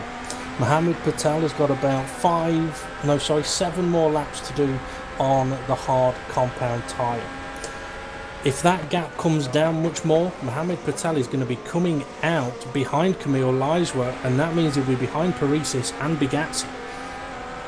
Yeah. Yeah, that's indeed true. But after that, Camille probably he won't make it to the end on these tires. But Patel in 7 laps only needs to do about 30 more to get to the end. So probably going to go to the hard tire and go to the end. Possibly. Now Leiswa is eyeing up Francesco Bigazzi for a move here. He's got really close through sector 2, coming into the penultimate corner. And I tell you what, Camille's looking fairly confident on the brakes around this track. He's tucked it in nice and early into the final corner, trying to hug the apex. He's ran a little bit wide though. He may be able to go for a move here, but I think he's just dropped off a little too far. DRS will be open. Is he going to chuck it up the inside? No, he opts out of that one, which is a wise decision on that, I think. Yeah, we got yourself having a great exit out of that last turn, preventing Camille from getting past there. So Camille now just has to get his focus together and try again. I mean, I sometimes think that many people don't quite appreciate just how difficult the final corner is around this track. And in many respects, it doesn't matter how fast your car is in a straight line. If you haven't got the grip to get the power down around that corner, you're not making the move into turn one. No, exactly, and that is the difficult thing here of this circuit.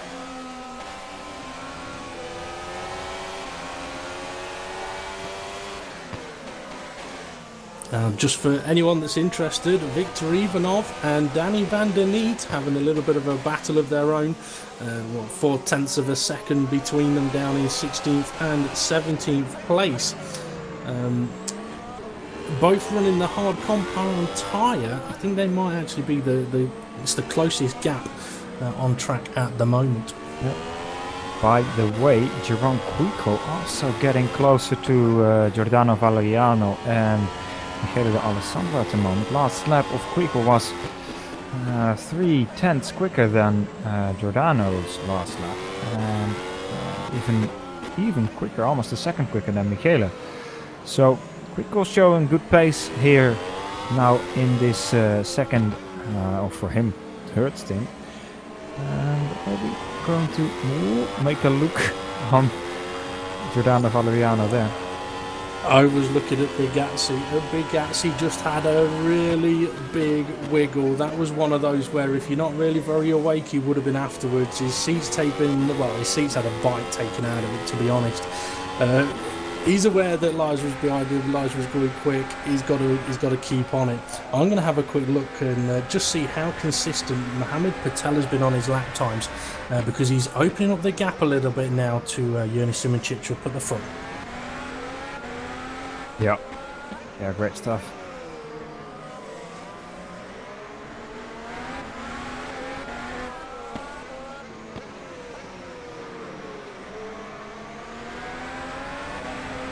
I tell you what, Mohamed Patel, he is absolutely in the zone here. Okay, let's see, first time lap out of the pits, it was a 1:39, but that included his pit stop. Then you got 25.0, 24.8, 24.8, 25.2, 24.8, 24.8, 24.8, 24.9, 25.0, 24.8, he likes those 24.8s, 25.3, 24.9, 25.1, 24.3, 24.6, 24.5. He's getting quicker, 24.6, 24.7, 24.5, 24.4. So he's on the 21st lap of these particular tyres, and he's still got the pace, he's got the consistency. So yes, he may come out of the pits in that battle between Bugatti and Leiswa, but he's got the consistency and the speed to make the most of it, I think. Yeah, for sure, he is looking very, very strong here. And as we have mentioned earlier parts of this season, it is not all about the speed, it is also about the consistency of a driver. Oh yeah, definitely. I mean, there's no point doing a 24.4 if you're going to follow it up with a 28.5. I mean, I've just mentioned Patel's lap times there. With Jim Parisis, he's only 13.3 seconds behind him. He's a potential leader of this race fairly soon, with the medium tyre still to run. He's only done 8 laps on this stint. His lap times are 24.4, 24.4, 24.6, 24.4, 24.6, 24.6, 24.4. And there's the consistency as well. If he's got another 19 laps to do on this particular tyres at that kind of pace, then Mohamed Patel has got no choice but to be on the ball. He needs to keep it just as consistent. Yeah, exactly as you say. And Let's see. Quico still battling with Giordano Valeriano. Same goes for Van der Niet and Ivanov. Quico really wanting to get past Giordano here. I mean, one thing that this track really does emphasize is it doesn't matter how quick you are. If you've got a car in front of you, you are stuck at their pace. So for someone like Jeroen Kwekel, whose pace, I mean, I've seen his pace, and his pace, it's of race winning here. Oh, it's actually, he's looking at going for a move. He is looking there. He knows he's on the camera now, probably. Yeah, his pace is being hurt by being stuck behind cars all the time. So for his lap times, they're a little less consistent. They're not quite as quick. Whereas if he was able to have kept his third place on the grid, he would have been up there with Patel, with Paresis, doing similar, if not quicker, lap times. In the end, let's see. Here, coming to the last turn. Very difficult, as we have mentioned, to get right. Get the power down as soon as possible. But you see Giordano just has a little bit of a better exit there. No, that won't be enough for Quico.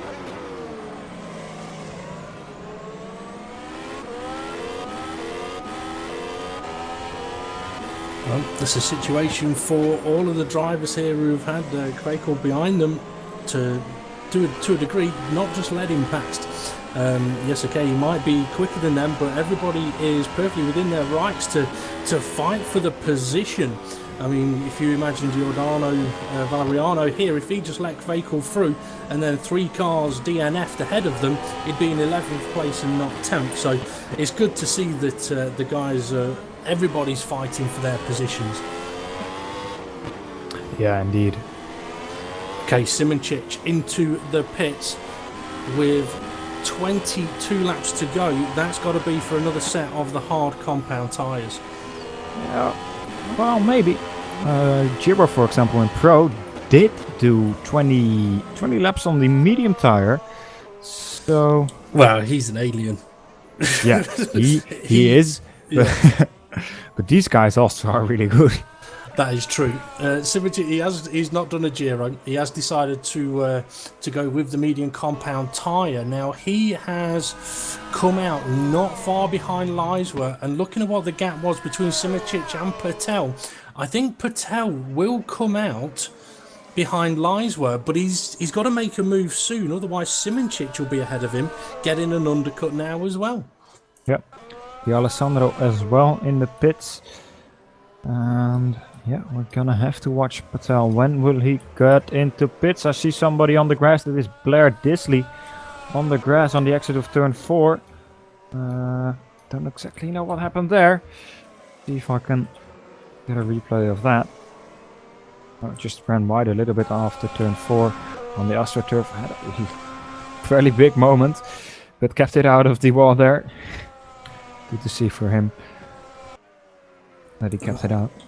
And Van der Niet and Ivanov, they're still going at it down at the back. They might be nearly a minute off the leaders, but it's not going to stop them having some fun out there. Okay, Mohamed Patel, do we think he's going to stop and put another set of their hard tyres on, or do you think if he's got the pace he's going to keep going for another 4 laps and pop on a set of mediums? His last lap dropped out more than 2 seconds than his normal pace, so I think he is coming in, but I don't see pit light yet, so he might surprise us and still stay out. But then it is gonna be difficult with Simoncic and Leiswer and Bigazzi as well. Yeah, I mean, we've still got Paresis and Bigazzi. They're still to pit, aren't they? They still need to run the medium compound tyre. They indeed do, so they probably won't pit until lap 50, 55, something around that. Something we have missed, I believe. Fakel has managed to get ahead of Valeriano now, so he has moved up to 11th place. He's about 9 seconds behind his teammates. That's 9 seconds out to the points at the moment. I'm gonna see if I can roll back to that overtake just to keep you guys up to date. Oh wow, he had a good exit out of the last turn, then tried to go around the outside in turn 1, then did the switch back. Didn't really turn out. Had a good exit though, coming to turn 2, and then braked really late. Then went around the outside of Valeriano, coming to turn 3 now, and in the inside move done. Yeah, great stuff there from Quiku. Really showing that he is indeed one of the best guys here out on track. I mean, we have said, I mean, this isn't an easy track to overtake on, but when you overtake around here, it's almost as if they're all great overtakes. It's very easy to get them wrong, but making an overtake stick around this track probably feels just as good as it would sticking one around Monaco. Completely different to, say, just using the DRS down the main straight at Monza, isn't it? Yeah, indeed. So Patel still staying out. Or no, he is not. He is not staying out. Sorry there. He's coming in. Some missed information here, and he is. Where is he going to come back? Mike Partington as well in the pits. Jim Paris is passed. Francesco Bisgazzi passed. But what about Camilo Liswa? He's also passed. And Janet Simacic is going to be close. That he is in front. Yeah, in front of Janet Simacic. So Mohamed Patel back into 5th position here. But as we've mentioned, Bisgazzi and Paris still need to pit. Camille Liswa probably as well. Yeah, I mean, it was vital that Patel got out ahead of Simacic there. I mean, Simacic has recently put in the fastest laps of the race, so he knew what was possibly available here. And these two are now, they are battling for the lead here. I mean, you said that Liswa probably has to pit again, which if he does, I reckon he'll go back onto a set of the medium compound tyres. Fascinating stuff here. This is still far from over with 29 laps left to go. Yeah. Danny van der Niet now into the pit lane, probably trying to go for an undercut and get past Ivanov maybe.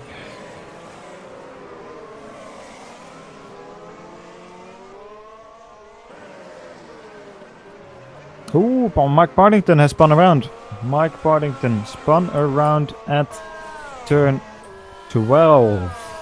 What has he done? Oh, that is. He's just spun it again, and he's taken Kuba Brzezinski with him. I'll let you watch the replay through all of that. He's had a bit of a mare on that one. Oh wow, that is really unfortunate. He looks like he just has like really harsh suspension damage. I mean, doesn't look like he's locking any brakes and just loses all grip and then into Brzezinski. Wow, very, very unfortunate there.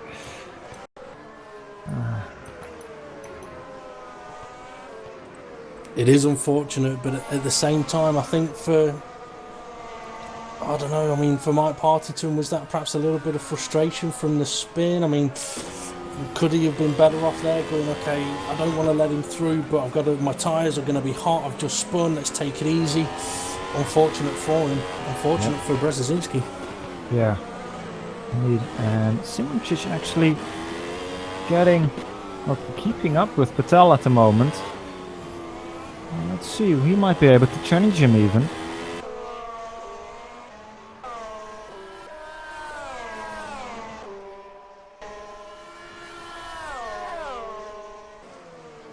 Not quite close enough to go for it, but with the pace he's showing at the moment, I think he's going to be lining him up fairly damn soon.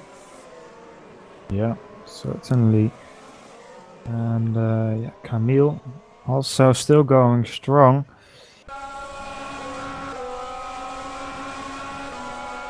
Martin Stefanko now in 6th position. He's still driving, yeah, a pretty straightforward race. Hasn't had a lot of big battles, but of course still to finish first. First you have to finish. Very well said. I think that's the saying I love. Jackie Stewart's one for definitely saying that one. Along with, you can't win a race in the first corner, but you can lose it. Yeah. Yeah, indeed. I've just been having a look. Camille Leisler, he's done 15, 16 laps on his hard tyres at the moment, so potential for another 10 laps on those, which would take him to 17 laps left in this race. I think that'll be another set of the medium compound tyres. Parisis, Bagazzi were ahead of him. They've not ran the medium compound tyre yet. So I think for Leisler, unless he can stretch this set of tyres out for like 40 laps, which I can't see happening, he will be stopping again. We've got those three battling for position. Mohamed Patel, though, could he go to the end of this race? It'd be 29 laps on the hard tyre.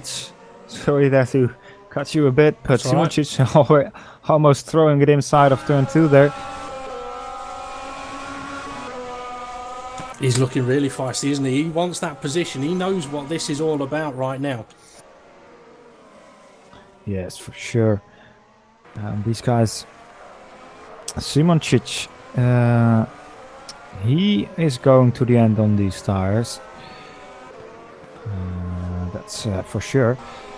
So he will be battling with Patel quite a lot for this last stint and for the closing stages of this race, I think. In many respects, though, I mean, for both of these guys, the more they fight each other, the more smoke we see coming from their tyres, the less likely those tyres are going to last nicely to the end of the race. The harder they push each other, the more interesting this could get when guys put medium compound tyres on for 17, 18 laps at the end of the race. Yeah. Yeah, indeed. It's something they also knew. Hodas, they're coming out of the pit right in between Camille and Patel. Fakel has just done a pit stop. He's back out on the hard compound tyres. He's gone purple in sector 1 as well, actually. So we may see a new fastest lap popping up in a few moments' time. Brzezinski as well into the pit lane. Interested what he is going to do. Is he going to a medium tire? Brzezinski, no, he stays with the hard tire, doesn't take the gamble. Of course, it is a long way to go with the medium tire. It's a very long way. Now, Jerome Quagle, he's got his teammate right ahead of him, and he has just done the fastest lap of the race at 23.5. But he has now got his... so we've got Cooper Brzezinski, Jerome Quagle, pretty much on the same piece of tarmac. And if they work this right, they could still both end comfortably in the points. Yeah, yes indeed, but... I tell you what though, Leisler, Patel, Simoncic, that's getting really close now. Really close.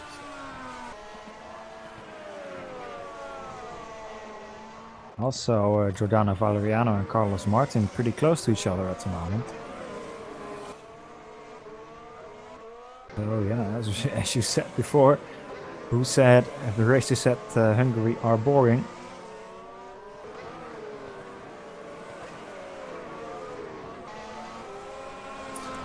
Another thing as well, when people think commentary is easy, all you got to do is talk about what's going off on track. Trust us, folks. This is not. It's not an easy race to keep an eye on. This one, absolutely mental. Such a short lap. Okay, not loads of overtaking going on, but races aren't always fought out in that particular way. It's about strategy. It's about the lap times. It's about how many laps you can do on your tyres. And this is, I mean, we've still got potentially 5 people that could win this race, and 24 laps to go. Anything can happen here, as Patel is now really close that gap in onto Camille Leisler. He's close enough for DRS, and I think Camille's going to be wanting to go for the pit soon, but he can't really afford to do that. He may have to sacrifice position here No, he's going for the No, pits. He is he's in the going pits. in. And Simončić is on the back of Patel. This is gonna be close. Ooh, a little bit of oversteer. Compromised this exit there, Jernich, but is it going to be enough? Don't think so. Maybe trying to look around the outside. He's got a good exit. He'll have DRS again. Is he going to chuck it up the inside into turn 2? No, decides better on that one. Camille Liesworth coming out of the pits now. He looks like he's going to come back out comfortably in 6th place, and he's gone back to the hard compound tyre. Oh wow, okay then. The worrying thing for me about that is he's only been able to get 19 laps out of the previous set of hard tyres. He's now got to try and get 23. So not going to be easy for him. No, it certainly is not. Just watching a little further to the back.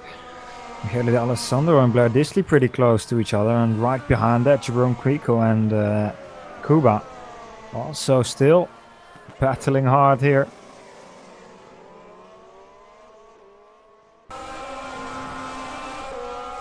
I'm just keeping an eye on Simončić, trying to keep that gap close to Mohamed Patel. Now, we saw Simončić get quite sideways, or well, me and Felix did. I'm not sure if the viewers did, but we saw him get very sideways around the final corner. He may approach it a little cautiously on this occasion, and the gap has opened up a bit there. He's not going to be able to attack into turn 1 on this occasion. But for Jim Paresis and Francesco Bigazzi, interesting situation then. They're getting closer and closer to that point of putting the medium compound tyre on, and when they do, we can expect to see some lightning fast times. But if they're going to have to gain around about 14 seconds, which means they're going to have to be lapping at about a second a lap faster. Yeah, it is going to be a very, very interesting last stint of this race. And yeah, at this moment we can't really tell who is going to win the race. I mean, at some races you have like some guy leading with 10 seconds and it's pretty straightforward, but now there are still 5, maybe 6 guys that can win this race, and that is very, very interesting and and joyful to watch. Yeah, I mean, you can only imagine what was going through Mohamed Patel's mind. I mean, for the first stint, we're all sat here sort of thinking, it looks like he's got this one in the bag. And then all of a sudden, he's made a couple of pit stops. He comes out in 6th place, I think it was. And it's like, okay, what is going to happen here? We just don't know. But that's the joy of motorsport. It's the joy of motorsport. Also, we get to see cars roll on their roof and continue on driving until they get back to the pits, which, gotta say, is quite exciting as well. Yeah, and remember when I said Blair Disley and Michele D'Alessandro were battling, and right behind that Kuba Brzezinski and Jerome Quico? Well, that battle has now merged into one big battle. Really close to each other, these guys. Blair Disley, Michele D'Alessandro, Kuba Brzezinski and Jerome Quico. It's going to be interesting heading to the start-finish straight. I'll let you keep an eye on that, because what I'm watching brew here at the moment is Paresis and Bigazzi, half second between them, and Paresis has got a back marker in front of him. Hopefully they'll get out of the way quite quickly, because Paresis is not going to want the dirty air. No, certainly not. But I'm guessing Danny van der Niet also wants to try and make his race not fail by that. But of course, he doesn't want to lose out. I mean, he's been battling with Viktor Ivanov for majority of the race. So, there's 9 seconds between those two. So they've probably sort of got a pit stop between them. And Ivanov has just pitted, I think. So yeah, Danny van der Niet's not going to want to move out of the way and lose too much time. yes, indeed. But of course, it is still a blue flag, and you've got to obey them. Oh, Yerny Simončić very deep on the brakes, or very late on the brakes, locking up hard into turn 1. He's really trying to pile some pressure on. Stefanko, he's been quietly going about his business, 10 seconds off the lead at the moment. He's still potentially in with a bit of a shout on this one. Let's see, Camille Liesworth, 6th place. He's 8 seconds behind Stefanko. I think Liesworth perhaps feeling a little bit of pain at the moment. wondering where the chance of winning this one has gone to. Yeah. Yeah, indeed. Cuba lets Jerome Quickle past. Oh, wow. Maybe a bit of team orders coming into play here. But Quickle or Brzezinski obviously letting Quickle past here on the straight. Maybe he wasn't confident enough to challenge D'Alessandro and Disley at this moment, and Jerome is going to try and make a move on that.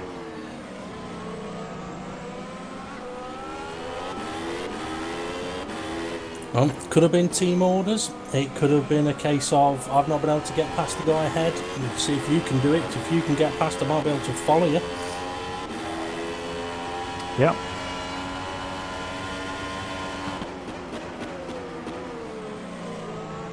But this battle is far from over. Definitely right. I'm just going to take a moment to have a quick look at the YouTube comments. So I'm just going to go off microphone for a few moments. Yep. Shit, still really close to the back of Mohammed Patel. Patel now getting Van der Niet right in front of him.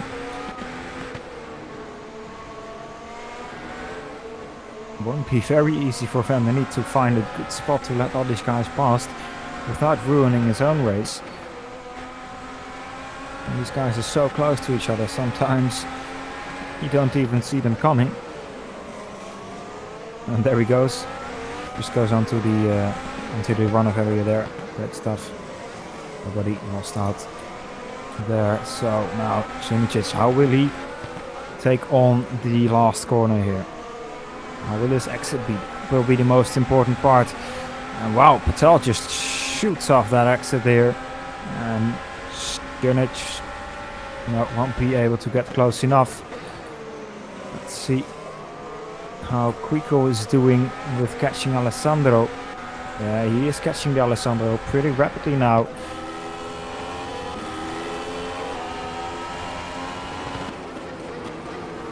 Okay, I'm back up. Just been having a little bit of a laugh to myself too. Some of the comments, a few of the guys talking about collisions and possible dive bomb moves and stuff like that. And one of the topics, I've heard someone going a little bit sideways there. I think that may have been Bigazzi getting a little bit out of shape. Yeah, he's dropped off the back of Parisis now.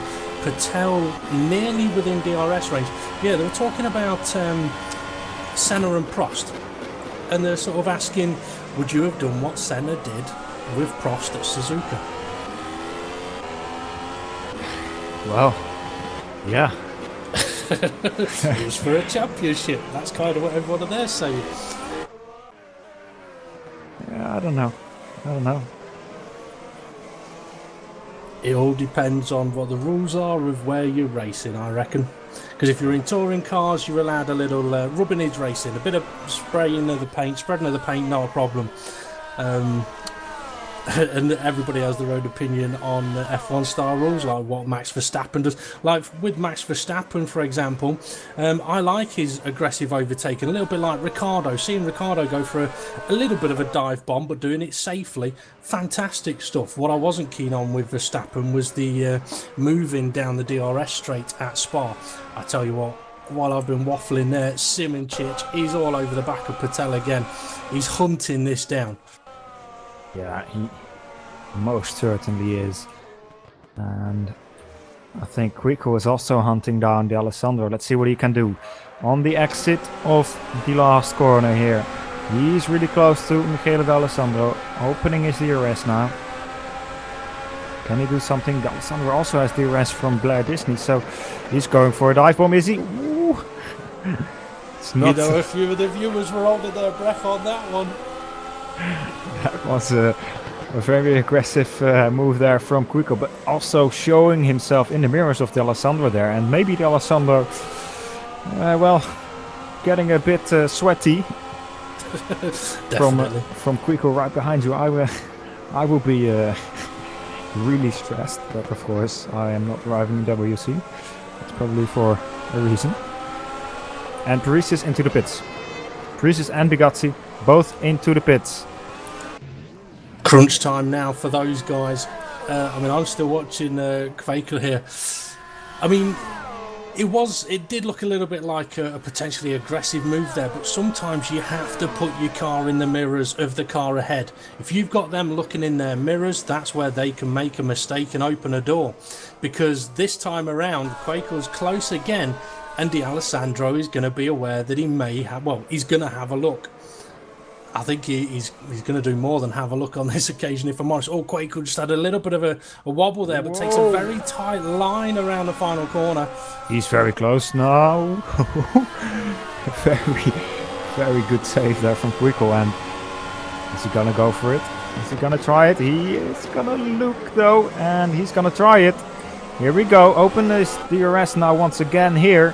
Coming to turn 2.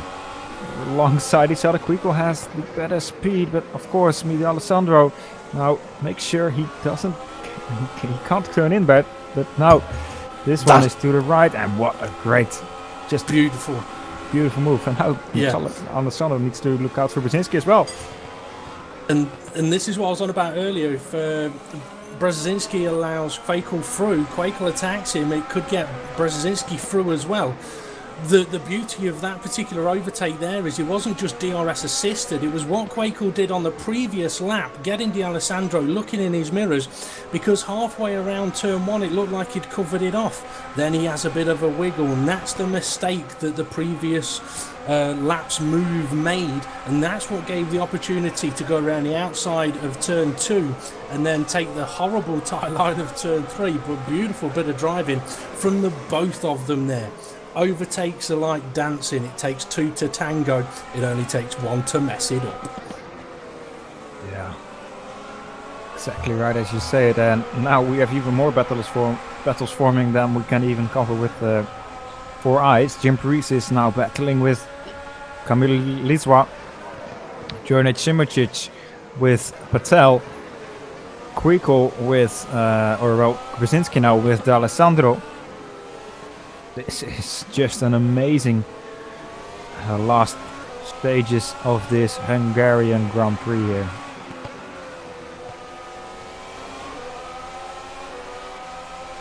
Oh, Simicic has just lost 0.3 of a second in the last 3 or 4 corners there, and it's cost him a little bit. But dropping back and staying within DRS range might not be too bad of a problem, although he is now out of DRS range. Stefanko though, he's running in 3rd place at the moment, but I think he has got another stop to make. I'll quickly check on that.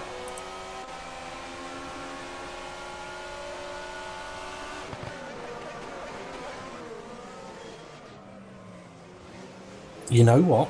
Stefanko might not have to stop again. He's on hard tyres, he's done 14 laps, and there's 14 laps to go, so it'd be 28 laps on a set of hard tyres. Could be done. He did do 27 laps on the previous stint. Oh well, then it's probably good for him to go.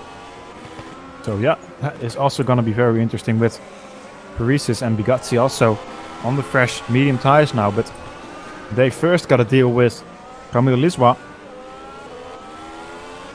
And I think he is definitely not going to make their lives easy. If he defends like he overtakes, this is going to get interesting. And we've seen other drivers in the race be on the medium tyre and not be able to get past drivers on the hard tyre. So this is no sort of guaranteed pass to be made here. If Lizwa can make his car nice and wide, he's in for a good result. Vinci has gotten past D'Alessandro, by the way. Let's see, I missed it. Let's see what he did. Or did he?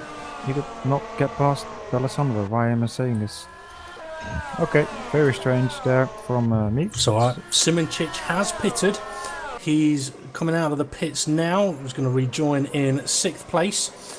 Just behind Bugatti, and Simicic is on the medium tyres. So if Lizwa always under attack from Parisis, he's trying to get his way around the outside of turn 2, not quite able to do it. But yeah, Lizwa's not just got 2 cars behind him on medium tyres, he's now got 3 of them. Wow. And Patel He is now, yeah, he's now looking really good here for the last stages here, leading with 8 seconds to Stefanko. Stefanko probably gonna drive it out to the end. Camille as well.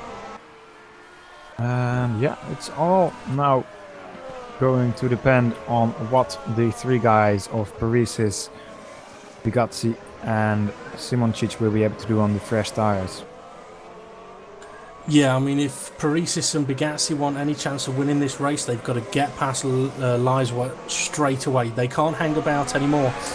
12 laps to go, and they are 14.5 seconds off the lead, so they now need to gain up more than a second a lap. But as I mentioned earlier on, they're going to be stuck at the pace that Leisworth was doing, which isn't quite quick enough at the moment. Well, I say that, he's just gone fastest with a 23.4. Yeah. So he is showing that he is definitely not giving up. Definitely not.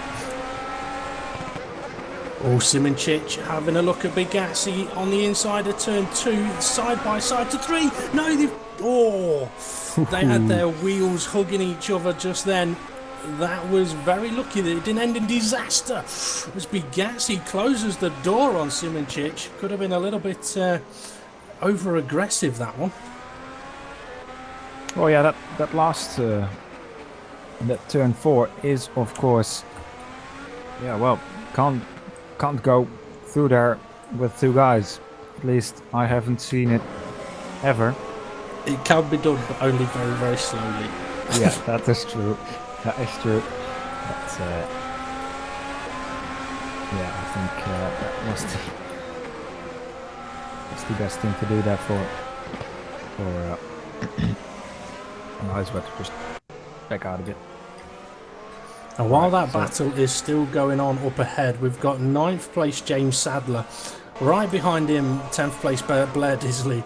With Kvakel in 11th, D'Alessandro 12th, Brzezinski in 13th. There's not even 2 seconds between them. No, this is once again forming an amazing battle. And James Sadler, well, he hasn't been in much of battling so far. At least not which we have spotted. So his race went from easy and calm now to yeah, well, pretty stressed probably. Camille Leisworth, he's got a back marker ahead of him, but they get nicely out of the way. But I mean, we've got 2 sort of different battles going on here that are forming between themselves. This is, I feel sorry for George, the broadcaster here. He probably hasn't got a clue what battle to watch. Maybe just go split screen from here, Georg. Yeah, it'd probably be easier. Let's see, Jim Paresis with the latest fastest lap of the race with a 23.290. Now let's see, Mohamed Patel, Stefanko, Leisworth all on the hard tyre, Paresis, Bugatti, Simoncic on the mediums, and then Valeriano also on the medium tyre. But this is still, we're 10 laps away from the end of the race, and this is still far from over, although Mohamed Patel is now looking fairly comfortable. Yeah, he is looking good, but still 10 laps remaining, anything can still happen. Oh yes, I mean, I've got to say though, Mr. Fanko, he's just sneakily snuck in there like a camping sniper on one of the many different video games. He just comes out, or like Randy Orton on WWE, out of nowhere and pops himself into 2nd place. I mean, what a drive so far. Leisworth again coming under pressure, half a second between himself and Paresis, and Paresis is pushing hard. I mean, Paresis is in a situation where if he doesn't push, he's going to get pushed himself. Yeah, for sure. I mean, this is a 5-way battle for, well, 4-way battle for a podium spot. And down below, we have also a 4-way battle for a points spot in 10th position. So this is, wow, amazing closing stages, as we've said many times now already. But that's because it's true. It definitely is true. I mean, there's so many things that is that's impressive about this race, and people may be sitting there going, oh, it's a truly trained. It's not a truly trained. Trust me, for these guys to be racing as close as they are, doing the lap times they are, as Simoncic does a 22.6. Wow. I mean, where has he pulled that from? I can only guess perhaps saved a little bit of fuel and thought, you know what, I'm going to do a qualifying lap here. But yeah, I mean, as I was saying, doing these kind of lap times in close proximity to each other, this is what the FSR WC is about.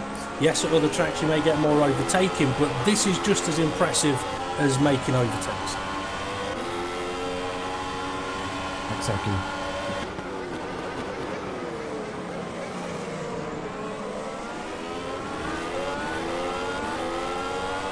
I'm going to have a quick look at what the Quickle. Diving up the inside of Blair Disley into turn 2. Blair Disley, however, trying to hold on to it. Quickle now through turn 3. Oh, and they make contact. Blair Disley into the wall. Quickle slowing down. Michele Alessandro almost hit him now. Kuba Brzezinski right behind him. Has to watch out there also. Ooh, Blair Disley also almost throwing up the inside of Brzezinski there. Everything is going down here now, and Blair Disley is, very sad. Oh, wow. That is really sportsmanship. Yeah, shown Quakel, at the best. Yeah, Quakel letting him through there. That's what you call respecting your other your competitors, no matter who they are. Yeah. The things, I mean, that particular corner, when you're going side by side like that through there, that kind of thing can happen. It's unfortunate that it did happen, but it is nice to I mean, I'm sure we've both witnessed it in different races where the guy would have just gone, oh, well, carried on. Yeah. Okay. I'm going to try and have a look at what the current running order could do to the top few positions in the standings. So I'm just going to go and do a bit of mathematics, and because I'm old, I'll probably get it all wrong. Okay, then I'll keep an eye out on these guys. The battle between Disley and Quickle. Now turn 2. And at the same time, it is also Simoncic and Bigazzi. And Leiswa and Paresis.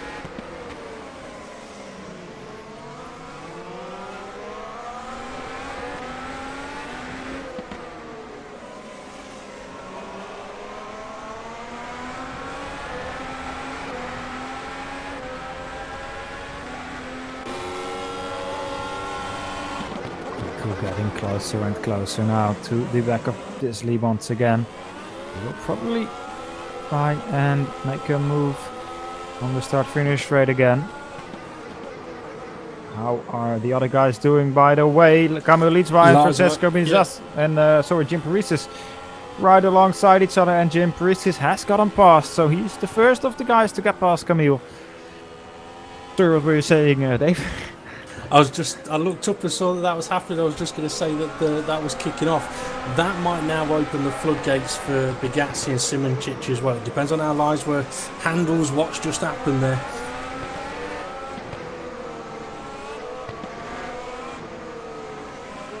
Yeah, great overtake there from Jim Paresis. So now we'll be trying to push as hard as possible and maybe challenge Stefanko for a second place. It's going to be very difficult now to challenge Mohammed Patel still, but who knows, maybe we'll magically find 4 seconds per lap.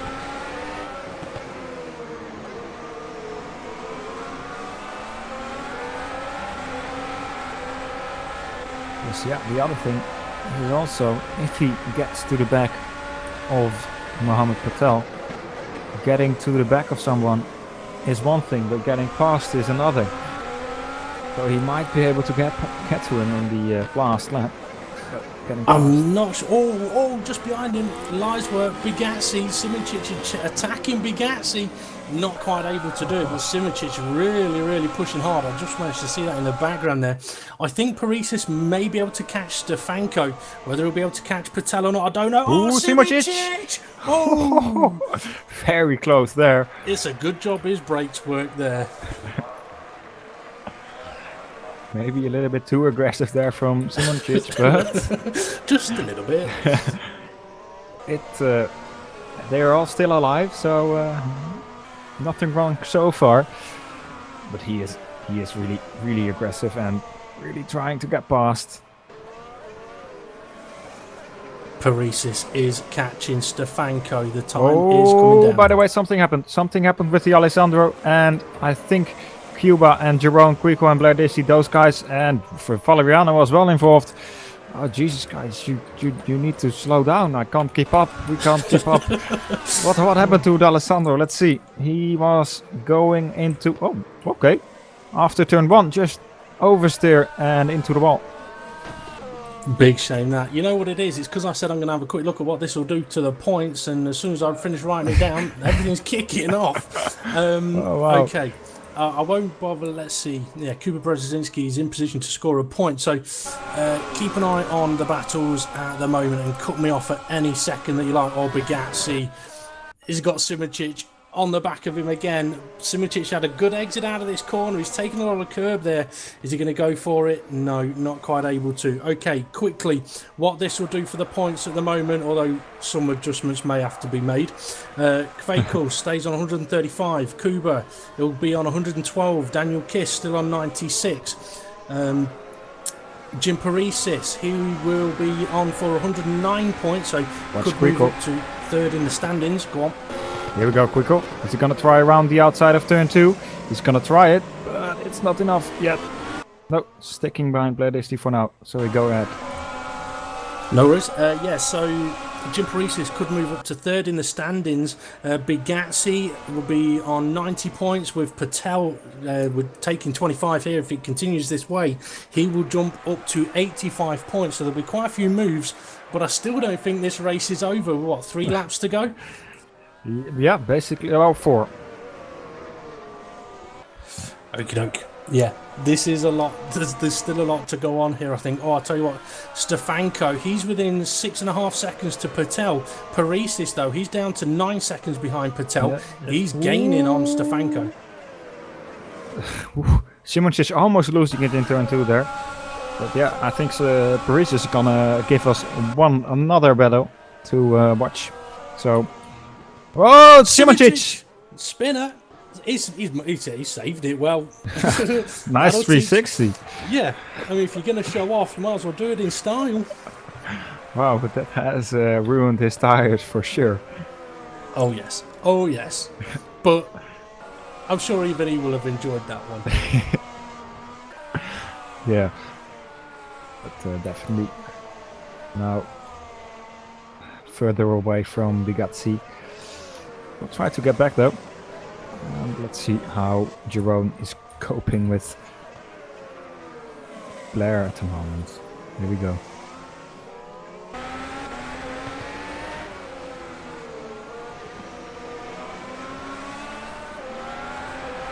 Oh, Kuba also with Sadler. Okay, just another battle here.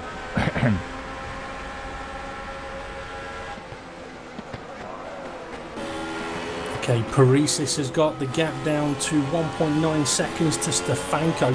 He can see him, but he hasn't got long to catch him or pass him. And I tell you what, considering that Simoncic did a full 360, he's almost on the back of Bugatti already. Yeah, he is not giving up at all.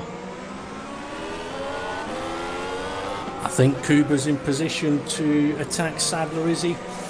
DRS will be available. He's gaining. Is he going to chuck it up the inside? He has a look, but Sadler covers it off. He'll get another shot of DRS on the exit, but this particular sort of straightaway isn't quite long enough to really gain with a DRS, but Kuba's pushing hard. Watch Quico is going around the outside of Disley. Turn 2. Looking exactly the same as what happened like 3 laps ago. Here we go. Is he going to make it stick this time? No, not yet. But he is almost into the gearbox of him. Is he going to try the outside here? Turn 4. He's going to try it, but there is not enough space there. And now he's got to watch out for Valeriano as well. Oh, they make a little bit of contact. He saves it though. But he won't be happy about that. He won't be. I tell you what, there's some fantastic defending there by Disley. If he'd have taken a wider line into turn 3, he'd have basically gifted Kvekel the position. But because he made it a tight corner for Kvekel, that's what managed to keep him behind us. So fantastic defending there by Blair Disley. Yeah, very good stuff. And Kvekel now lost out another position. Let's see how it is going to the front. Kuba Brzezinski looking to have a good exit. Is he? No, Sadler taking a very wide line. Oh, here we go. Kvekel on Valeriano as well. Here goes Brzezinski up the inside in turn 1. Is Sadler going to switch back? No, he's not. So it's probably move done for him. And nothing really happened with Kvekel and Valeriano, at least not yet.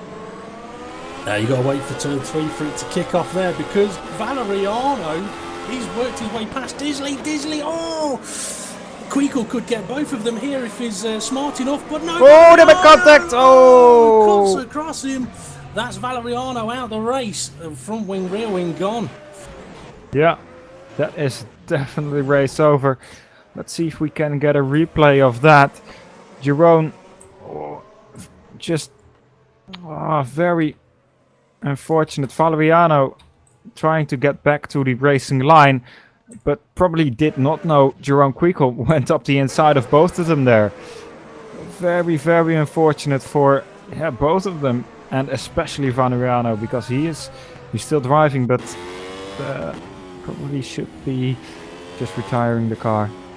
I tell you what, kudos to George, our broadcaster there, who managed to be on board and show the replay of that incident. Massively disappointing. Now, up at the front, Mohamed Patel, the gap now to Stefanko, 4.1 seconds. Jim Parisis, he's 8/10 behind Stefanko. He's got half a chance here of stealing second place. Yeah, and Patel now going to... We've missed something as well. Simoncic, he's ahead of Bigazzi. Oh, Bigazzi's going slow. He's really slowing. Is he out of fuel? He could be. Yeah, he could he is. be. He is. No, not yet out, but he is short shifting like a madman. I think. Tell you what, I'm watching. It looks like George had it covered into the penultimate corner. It looks like Simoncic just drove around him, and that was the last lap of the race, so we were a lap behind. So Mohamed Patel has taken victory. Stefanko works his way second place. Jim Parisis does take third place. Camille Liswell, what a drive, up to fourth. Yerny Simoncic, fifth place. Francesco Bigazzi, he's going to cross the line in sixth. Mike Partington, he's in seventh at the moment, but he's got Carlos Martin trying to hunt him down, I think. And then there's a back marker behind him, so Mike Partington and Carlos Martin still battling it out to the finish, but it looks like it will be 7th and 8th place for them respectively. Yep. Then we've got Kuba Brzezinski in 9th place, and James Sadler, he'll get the last of the points in 10th. Blair Disley, he's going around the final corner, it'll be 11th place for him. Kvekel 12th, John Eric Saxon 13th. Martin Hodas 14th and Victor Ivanov 15th. Danny van der Neet also out of the race with a fuel problem there. Apologies for missing the end of the race there. There is a good reason for it. What we see on rFactor is slightly different to what you guys see on the screen. So to us it said 69 and 70. But there we go. What a race. What a race. Wow, this has been an amazing race, and yeah, sorry if we missed anything. I think it's probably fun. We would have missed a lot in that race. I think we probably missed quite a lot, and wow, yeah, I'm just flabbergasted. Yeah, same here. I tell you what, if there was a driver that stood out for you in that race, who would it be? Oh, well, there are so many drivers that today showed their strengths and weaknesses as well, of course, but yeah, I think one of the ones that stood out, he didn't really stand out, but Martin Stefanko, just great stuff with putting in second place here for his second race in WC, and just we didn't see much of him, but just drove it drove to the end and finished. Great stuff from him. It's one of those races for him where we've not really seen him much on camera. There's not a lot that's been going on with him. And I wouldn't be surprised if Parisis, Lisworth, Simoncic, Bigatsi, they're all sat there thinking, how the hell did he get there? But fair play to Mohammed Patel. It looked like in the early stages of the race that the win could be his. But I tell you what, it didn't take until the last few laps for it to really be on the cards. What a showing that has been from the FSR WC guys. Absolutely fantastic. I tell you what, I would like to say thank you to Georg, our broadcaster. He will have had one hell of a difficult job trying to keep up with everything that we were seeing and talking about. And if he was able to keep up with half of it, then he deserves any credit that comes his way. So very well done to him. Very well done to the drivers. And I'll hand back over to you, Felix, for anything else you want to add.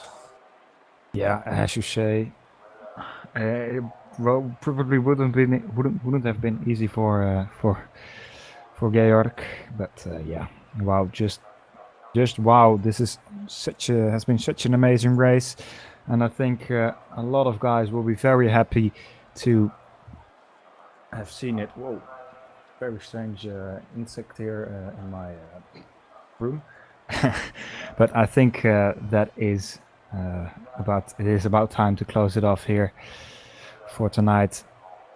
Don't you think? Yeah, there is only one thing that I would probably add, and that is that round 11 will be in Italy, which I believe will be September the, I think it's 24th, 25th. It's either 24th, 25th or 25th, 26th. So September 25th, the Saturday and Sunday that weekend, for round 11 at Italy, which will be a completely different style of race to here in Hungary, but one I think it's fair to say we are all going to be looking forward to. So yeah. I've been Dave Palin. Thank you very much. And Felix, thank you for joining us on the commentary. Yeah, for sure. No problem. And we have enjoyed a very, very good race. And I think that is it for today. And yeah, see you then in 2 weeks' time at Monza.